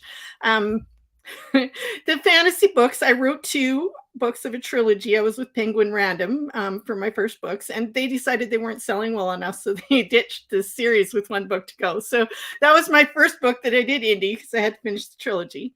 And then I started the Paranormal Mysteries, but they also didn't have any like big people wanting to buy them. So my agent, who's very smart, said, I think you might be able to do really well writing women's fiction. And I honestly at the time said, what's that? Sorry, I didn't know. So I had to do some research and read some women's fiction books. And it's like, I can read that. I can do that. That's psychological journeys. I'm a counselor. I've had all these interesting experiences with people during the years. I can do that. So then the publisher wanted me to take a different name. That's how Carrie Ann King came to be. So I love books that are about a growth journey, somebody finding their way to a better a more who they were meant to be, but I also do love romantic subplots. So you will find a little bit of romance in all of my books, but it's never what actually drives the action. Okay. So yeah, I need to clarify that, lest anybody's looking for straight up romance. As somebody that does like romance, there is enough romance like in the books to kind of like for my taste. I'm like, okay, it doesn't go too far. But it's still in there, which is always nice because, I don't know. I like reading that kind of stuff. But I also did find a commonality of in your books, there are a lot of like mysteries as to what happened in their childhoods, and they're trying to figure out like what happened. So they're like, okay, they either got adopted out, or their families were split, or they don't actually know who their family is. And there's always that little bit of a mystery that you leave in there. I feel like you only answer it at the exact end. Like you wait until all the way at the end, and then you're like, oh, this is what happened. And I'm like, it's good. Don't get me wrong. Have to keep you reading. That's true. I mean, I would honestly have kept reading, but I was like, man, you took the whole thing to. I wanted to know. It took that long to know, but I honestly love your writing, so thank you. It's actually a pleasurable to read. It's very nice. This is good. I would hate for you to have been through, books full of misery. That's actually every writer's worst nightmare. When I first started, I used to hate asking people to read for me because I'm like, they're gonna hate it. They're gonna suffer. It'll be horrible. So I am actually an author as well. I don't have as many books as you. I've got six out. Yeah, something like that. And most of mine are anthology. But yes, the fear of asking people to read your book is awful. Yeah. Because I feel like I'll sit there and I'll be like, yeah, I have a book. So I actually have my book here. I was on the indie author yesterday, so I have all my books here. But this is my book, and I'm like, they're like, what's it about? And I was like, I don't know how to. That's so hard, isn't it? They're like, well, you're the one that wrote it. Don't you know what it's about? And I'm like, yes, I know what it's about. But explaining it to you is going to it's a lot harder than people think. They're like, well, just give me a little synopsis. And I'm like, that's a lot of effort. It is. That's one of the hardest things, really, is to take all of that work you've done, all the world building and the characters and the plots and the subplots and all of the stuff, and then break it down into one little. I had to have my editor help me with my synopsis for the back of the book because I was like, I have no idea. I was like, so she helped me write it because I was like, I may have written the book, but I have no idea what to write about the book. So, oh, sorry, I'm trying to catch up on all of the comments and stuff like that over here. It's okay. Phoenix Sisters cosplay with coming up with an elevator pitch is tough. Do you have any suggestions for that, Kerry? Good question. What I've come to over the years is really, first off, I'm terrible for plotting, and I've been forced to over the years sometimes with book contracts to actually deliver a synopsis before I write the book. It always changes drastically by the end. But when the book is over, I find if I can go back to what was that seed of an idea that spawned the book in the first place, usually the elevator pitch is in there somewhere.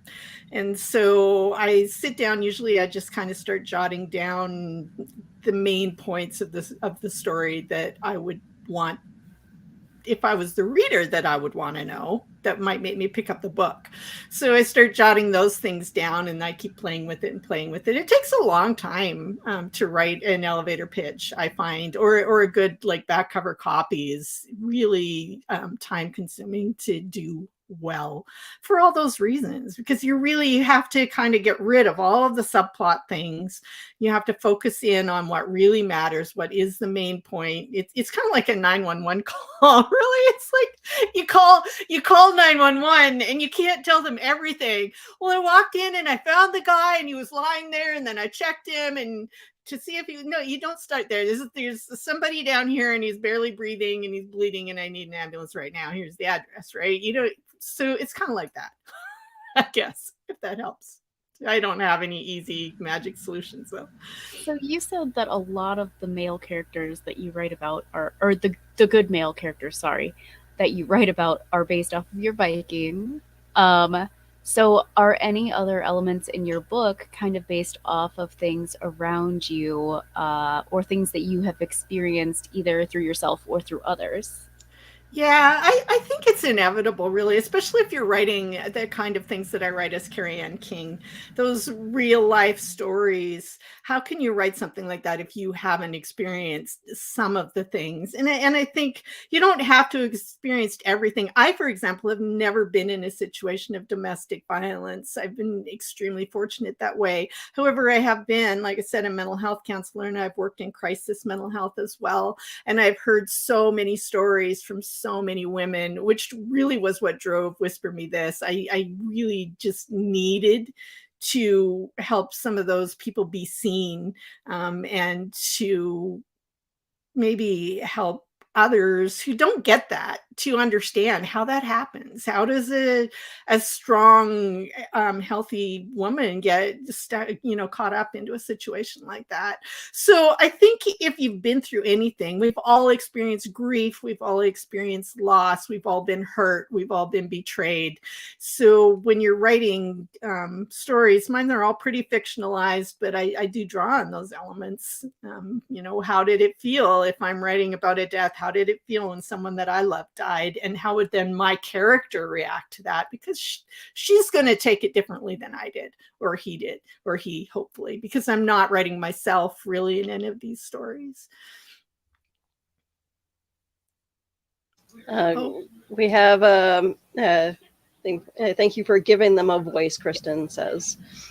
Yeah, thanks, Kristen. That was, I think, one of my favorite letters that I ever got from a reader, was somebody who emailed me and said, for the first time in my life, I actually feel heard.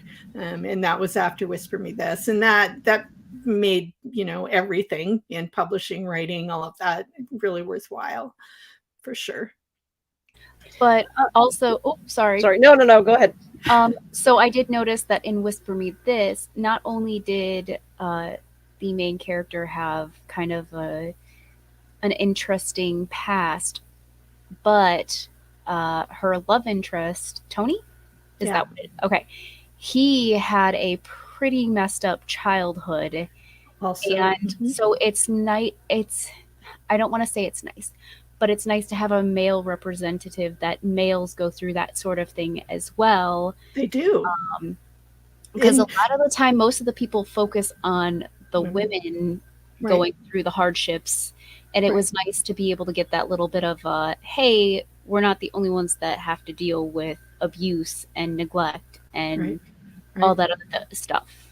I don't want to give too much, for those of you that haven't read the books, I don't want to give away too much information, because there's a lot to unpack there. Well, and I think that was important to me. I think I was kind of struck by when I, as a mental health counselor, as I began to discover how prevalent it is, actually, even with domestic partner abuse, how many men are abused by their wives physically. It's really rather alarming, and they don't report because it's, considered unmanly or weak, or we try to make light of it because the women are weaker, and yet it's actually a very common problem. So a lot of people don't know about that. And although that wasn't, Tony's issue, it's something that I do like to kind of put out there for the world to be aware of. Yes. It's always good to, like Kristen said it earlier, it's giving these people a voice. Even if they are just fictional people, there's people out there in the real world that are going through a lot of the same circumstances and things that the people throughout your books go through. Right. And it's really fun to do that. One we haven't talked about at all is I Wish You Happy, which is the story of a woman who's a profound introvert, not only an introvert, but an empath. So she feels other people's emotions so strongly that she prefers to be with animals, and kind of, as the book begins, is a bit of a, social recluse. But I've had people write to me about that book also, thanking me for putting that out there, because it's something that they didn't feel that anybody would ever understand, that they felt that way. So it's always amazing to me when I just dive into a book and the character takes over. they know things that I don't know, and they understand things that I don't understand, and this sort of mystical, magical thing happens, and stuff gets into the book that I maybe didn't even know, but the character did. So that's always fun, especially when it actually does really connect with somebody, a reader out there in the world. So what is your favorite like genre? I know you said that you preferred some things that other people were like, so you kind of changed a little bit. But what would you like right now? What is like pulling on your heartstrings to write about? I have all of these ideas. So my really happy place that I'm working towards is kind of a fusion of Kerry Schafer and Carrie Ann King brands. So as I said, my books are always going to have mystery in them, but I like a bit of magic. So whether that's magical realism or fantasy, I'm kind of trending toward magical realism these days. But then I also like the mystery. I love quirky characters and it's some just general weirdness. So kind of bringing those things together. I have an idea I'm not ready to talk about yet that I'm really excited about exploring more when I finish the book that I'm currently writing. And do you have like a decompression stage in between writing, or do you find yourself going into another book while writing the current book? For a while there, I was actually writing 2 books a year, one Kerry Schafer and one Carrie Ann King. There was a moment in time where my Viking said, please, can we not do that again? It was difficult. I was working full time at the time too. So anyways, I think it varies. Sometimes I need a little decompression. Sometimes books are really talking to me and I am playing with 2 at once. I don't ever go very long without writing something. I need to be writing in a week or 2 and I start getting really, really miserable and impossible to get along with. So I hear you. Got to keep yourself busy. Yeah, I hear you. Music kind of as an outlet to kind of just like basically it's your form of art to kind of decompress and put your feelings and thoughts into, rather than just letting everything come out not so good. Yeah, there is that. I used to be into music though, and even then, even when I was doing music, I still needed to be writing. And I don't know. There's something about it. I feel, I guess, kind of almost driven, called something.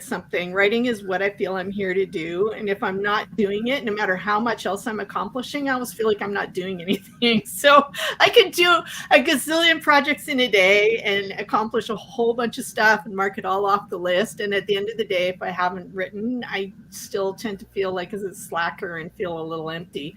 And so that's just something weird, I guess, about me that I've learned over the years. So I'm always writing something. And really, honestly, I have so many things I want to write right now. It's crazy. And I have to finish this book that I'm writing right now, which is a slow moving book. And it's not that I have to finish it. I do love it, but it's taking its time. I want to do a sequel to Other People's Things. Actually, I want to do a spin-off series to Other People's Things. It's a mystery series where I would love that. I know. Where it's the like 2 of them. Superpower. What? Sorry? I felt like it was a superpower. So for those of you that don't know the book itself, but she kind of has like this 6th sense on where things belong. Yes, which unfortunately for her often means that they don't belong where she finds them. And since they're things that belong to other people, she feels compelled to move them and often finds herself in a great deal of trouble legally and socially because of moving objects. Yes. So I would, do all the books, because I would read every single one of those.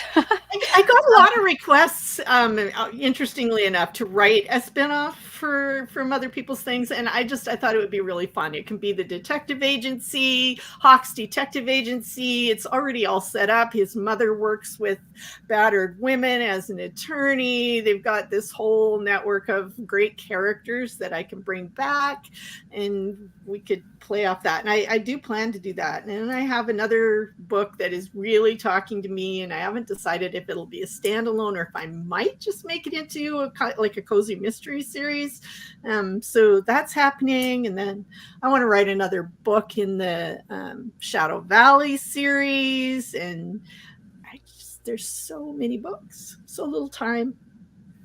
So does that mean you kind of prefer writing as Schafer instead of King? Because I know that Schafer tends to lean towards more of the paranormal realm than any of the King books. Like, you can slightly taste it in the King books. Like, there's a little bit of like that mystery element and stuff like that in there.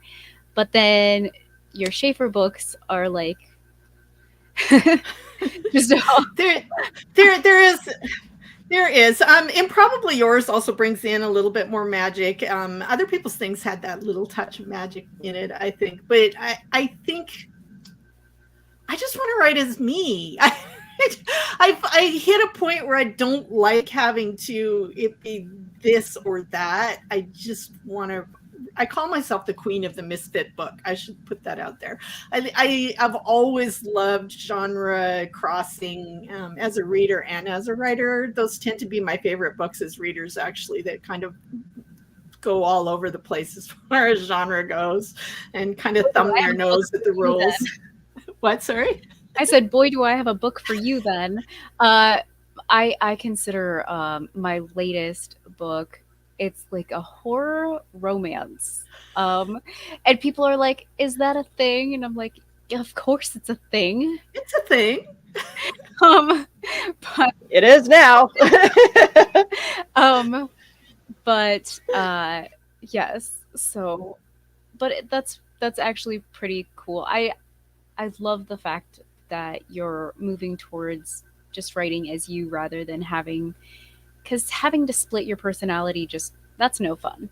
No, it's not just, it's time consuming too. I had 2 websites for a while, and I just finally was like, you know what, I'm done with that. So my website now is just all things Kerry, and I have everything all in one place because I got, I'm tired of that dichotomy there. If I do the spinoff for other people's things, I think I'm going to put it out as under both my names, actually. So that would be fun. By Kerry Schafer and Kerry Ann King.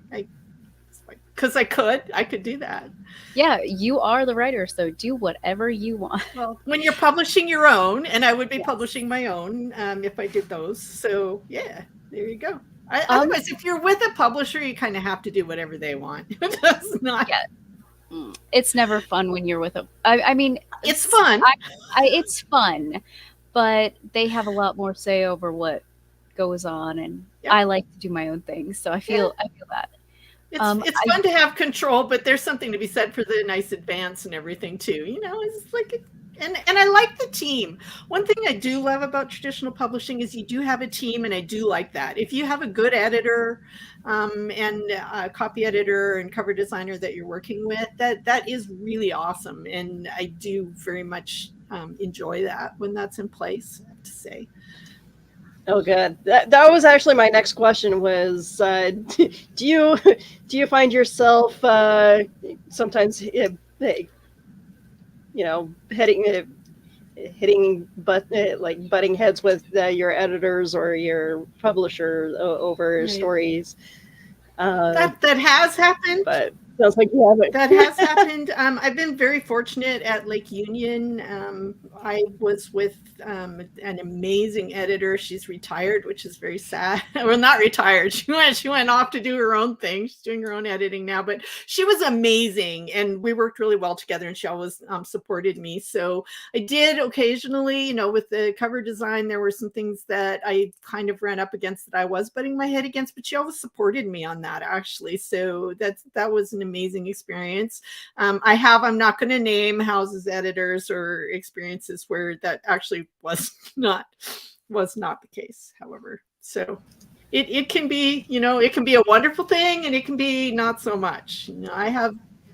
It sounds like you have more creative control with your stories now with your current team. So it sounds like it's a better fit for you. Yeah, that's it. With my first books, and unfortunately it was all right because the cover was good. But with Between, one day the cover just came into my inbox. Here's your new cover. Hope you like it. It's like, okay, cool. Fortunately, I did, right? but that other times people are not so lucky, and get things that are not so good, and they're stuck with it. So we got a comment down here from Kristen Marie. I don't know if we popped it up yet. I don't have my glasses on, so I can't see very well. Kristen Marie says, I do love cozy mysteries, and I'd love more Maureen. I love Maureen. Maureen is, by the way, this is Kerry Schafer books in the Shadow Valley Manor Mysteries. Maureen was really fun to write because at the time I wrote her, which was quite a while ago, she was turning 60, which is me now, by the way. She's much younger than I had thought at the time when I started writing her, but she's turning 60. She's been wounded on the job. She's a veteran paranormal investigator. The secret FBI unit that she worked for doesn't want her anymore because of her age and her injury, and she goes undercover in an upscale retirement community where she thinks she's going to be really horribly bored, but things are not what they seem at Shadow Valley Manor. I mean, honestly, you start out with putting us with a dead lady right off the bat.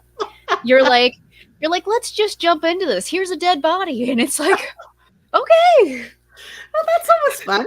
So the thing about Maureen, she's not like any of my women's fiction characters. She's very outspoken. She knows exactly who she is. She is reached a point in her life where basically she's not going to put up with anything from anybody, and she really doesn't care what you think about her.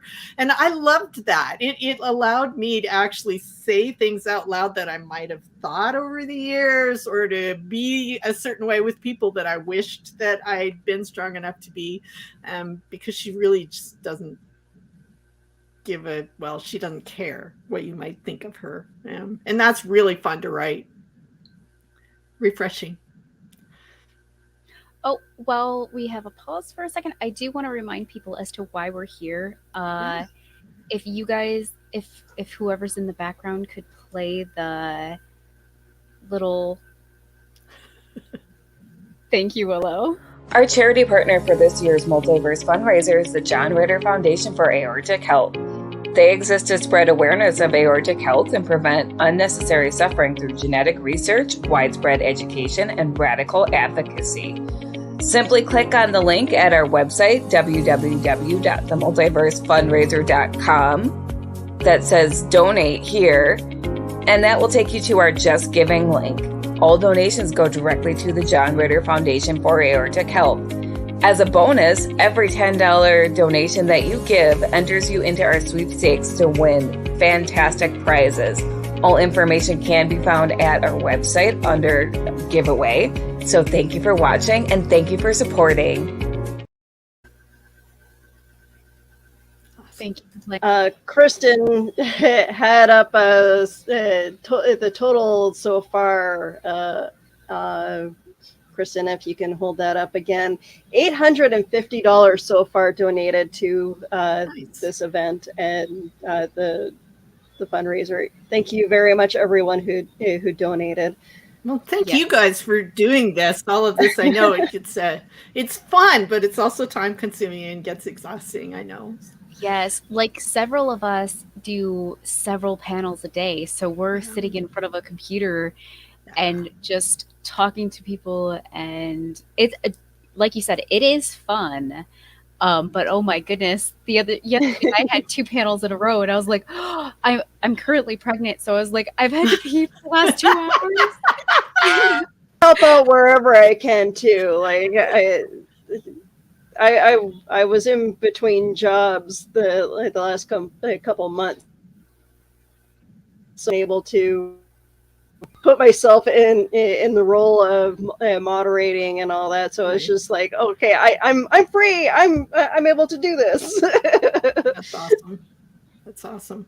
I have done interviewing. I work with authors on the air, and so I've done interviews for them. I had my own podcast for a while. I got busy and I let it go. So I know it's, you got to do your homework. You got to be kind of on. Anyway, I appreciate what you're doing. I'm actually very glad that we get to talk to you because, as a book nerd, anybody that writes books for to me is just, I'm like, yes, tell me all about the books. Like, I need all the information.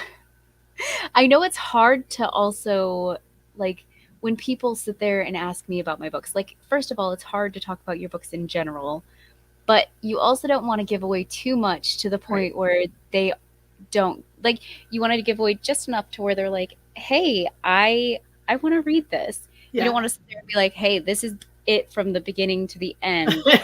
Right. And then they're like, oh, okay, well, thank you. I don't have to read it now.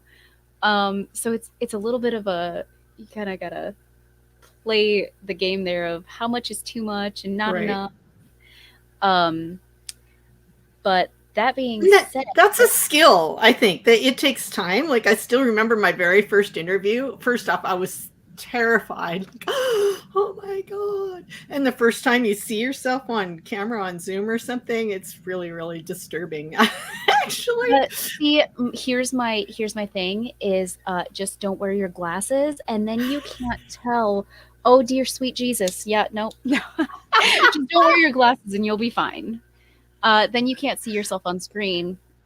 Well, there you go. And then you run into, having to read something and you're totally screwed. So I know if every once in a while you'll see me sitting there going like this, that's because I'm reading comments, because I can't see them. And then there's me. I'm supposed to be wearing reading glasses whenever I'm at a computer, but I'm not. I don't even know where they are right now. Wow. Okay, well, that's okay. I can see without them. You don't need them that badly then. That's all good. So we just got a good comment from Stephen Fisher. It says, my wife Rebecca would like Kerry to describe her writing process. Okay.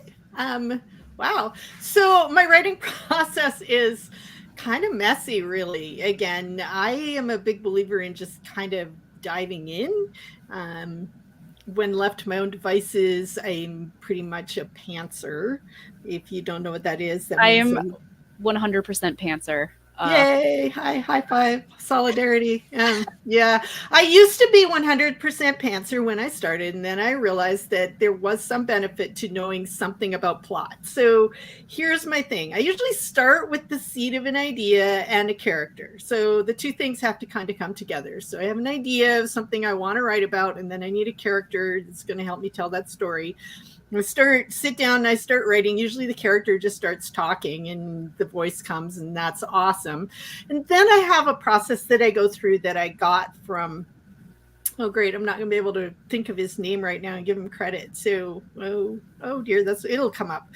James Scott Bell has his signpost scenes that I went to a training way back, actually before Between was published, and I credit him for getting me published. I had revised that book a gazillion times. I went to his 2-day seminar, I went home, revised it again, and I got it, and it finally got published. So that was when plot started to make sense to me, and he has a system that works for me as a pantser, because it's just basically, there are these scenes that need to be in the book, and they need to be at approximately these places in the timeline. And so I know I need to start here, and then I need to watch for, the moment of no return is the first big scene where my character makes a decision or is pushed into a place where there's no going back. So that has to happen, whatever that means. So I know I'm looking for that. And then I know about the middle of the book, I'm going to need something big to happen. And then I know towards the end, I'm going to have another no going back scene that pushes my character into the final conflict. So as I write, things are just coming to me. I like it best when I just sit down and I start writing and I think, well, what would my character do here in this situation? And so I start writing, and then there's another character. Well, what would that character do? And it's really fun if you play them against each other because they want different things. And then that grows into something else. And then something will come up that is like, oh my God, I had no idea this was coming. What does it even mean? But I'll go ahead and put it in. And then it turns into something. And we just keep growing in that way. Because again, I feel the story knows things that I don't know. Usually somewhere about 3/4 of the way through the book, I have to go all the way back to the beginning and start over because I know a whole bunch of stuff now that I didn't know back then. And by starting over, I just mean revising, writing things in. But things happen. So for example, other people's things, try to imagine that book, you read it, without Hawk. Hawk did not exist in that manuscript until 3/4 of the way through. If you can, I couldn't imagine that book. I know, right? Because the book didn't tell me about him. So I'm stuck at about 3/4 of the way through. I'm in the shower where my muse lives, and we're having a little communion time in the shower. And all of a sudden, Hawk shows up. It's like, hello, I'm Hawk. I'm a rather large, unconventionally handsome man. I'm a private investigator, and I'm here to solve all your problems. And I said, well, hello, come on in. Let's do this thing. Welcome to the party. Welcome to the party. So I went back to the beginning and wrote him in, and that was what made the book, right? So these kinds of things happen with... see, I'm having trouble remembering my own titles now. Oh, A Borrowed Life. With A Borrowed Life, I thought it was just going to be fun. I thought, honestly, when I got the idea, I was going to write a little lighthearted, kind of fun book about a woman experiencing life on her own, when she's older. And I had no idea that I was going to end up writing about some things, really hard things, actually, that are somewhat autobiographical for me. So it ended up being about a character leaving a religion that she had grown up in, was very harsh, about being widowed, something also that happened to me, both of those things actually. So I got into the book and I was like, oh my God, if you told me this, I would not have written this book, right? So I feel that the writing process, mine, is a little sneaky. I don't know if I'm answering the question the way you wanted it, but that's okay. Well, that's really interesting because, like, I tend to write very similar ways, and apparently Kristen is a pantser too. So, it's funny. Like, I'll be trying to come up with conversations for my book, and then all of a sudden, out of nowhere, it'll just be like. The conversation will be happening in my head as I'm like cooking dinner. It's like, wait, right. I'm not at my computer yet. Right. That happens to me when I am in the shower, mowing the lawn, driving. Those are the times I usually get the best book ideas. Inconvenient times too. Well, especially you have to understand our lawnmower. If I stop for more than like 2 minutes, it won't start again for half an hour. It's really temperamental. So it's like, can I hold this in my head long enough to actually finish here? Or, That is a good point because I don't think people realize how easily fleeting ideas can be, because I'll sit there and I'll be like, oh, I've got this idea. And by the time I get the chance to sit down, I'm like, I remember it was about a duck. I think. Yeah. Maybe it was a donkey. I don't know. So yes. Yeah. We actually are getting a lot of good comments in the comment section. If I can see them correctly. I may be reading them correctly. All right. And Kristen is asking, what other authors do you read? Oh man, so many authors. So right now, let's see, recently, and then I can't remember the names. So I'm of an age where everything falls out of my head. So forgive me if I struggle here. I am Maddie Dawson in women's fiction. I absolutely adore her books. She brings the magic in and romance and fun. Love her very much. I absolutely adore. Gosh, what's her name? I just finished reading the Chief Inspector Gamache series. I started, Penny is her last name, the author, and I'll think of Louise Penny. I started with book 1. It was free in Amazon Prime Reads, and then there's 18 books in the series. None of them were discounted either, and I read them all like in order. Finished one, got another. They were fantastic. I'm reading a Charlie Homburg mystery or a fantasy right now. She's always fun.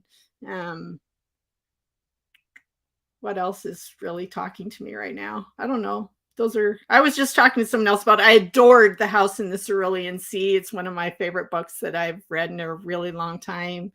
I don't know. Those are some. There are more. I'm probably forgetting some of my favorite people right now. I'm sorry. Is there a particular author that has inspired your writing? Or I'm sure a bunch of writers, but authors, but interestingly enough, that goes way back. So first up, I don't know, somewhere around 7th grade, probably, I got into Victorian literature, and weirdly enough, I've got to put Charles Dickens in here. He was my guy. I read all of his books like in order, except for Edwin Drood. I have not read Edwin Drood because he didn't finish it, and I don't want to know. So I started with Dickens. Fantasy, then I have to put C.S. Lewis and Tolkien and actually Madeleine L'Engle in there. Madeleine L'Engle, probably, I was just thinking about this the other day, probably a lot actually, because she writes this thing that I love, which is people in the real world with some sort of magical, mystical element going on. So even though those books were tended to be young adult, and I don't write young adult, that really was something that stayed with me, I think, for a long time as something that I wanted to capture. I don't know. After those really formative years when I was young, I just wanted to write my own stuff, and I tend not to feel like anybody else is shaping what I'm doing all that much anymore. I hope. I try to avoid that, actually. We've got some. There's like a million questions I want to ask you, but there's also another million questions that people keep asking in the comment section. So I'm torn, but we've got another good question. Are you in any writers associations, and what are the benefits of such groups? I am, and there are benefits. I tend not to really take advantage of them. I'm totally an introvert girl, to be honest. And I also don't like, I'm going back to the pokey little puppy who broke all the rules. I don't like organizations and rules very much. And so although those things are out there and I am part of them, I tend to have my own little group of people that I like to hang out with, and that's my favorite thing. I have my own readers. I have my go-to cheer me up, I'm really down, or I'm blocked people. That said, I am a member of the Women's Fiction Writers Association. They do some wonderful trainings. They have a fabulous writers retreat conference that I've been to a number of times. It's nice to have that kind of support. I belong to the Rocky Mountain Fiction Writers. I try to go to their conference every year. I like the resources that they offer. I belong to some other organizations, but those are the ones probably that I make the most use of. Like I said, I'm a bit of a rebel when it comes to that stuff, and I find that when something comes up that looks fun and it would be good to be part of, I'm busy writing or off in another place, and I just don't want to commit to anything. We have one more question here, and then we kind of gotta unfortunately wrap it up a little bit because there's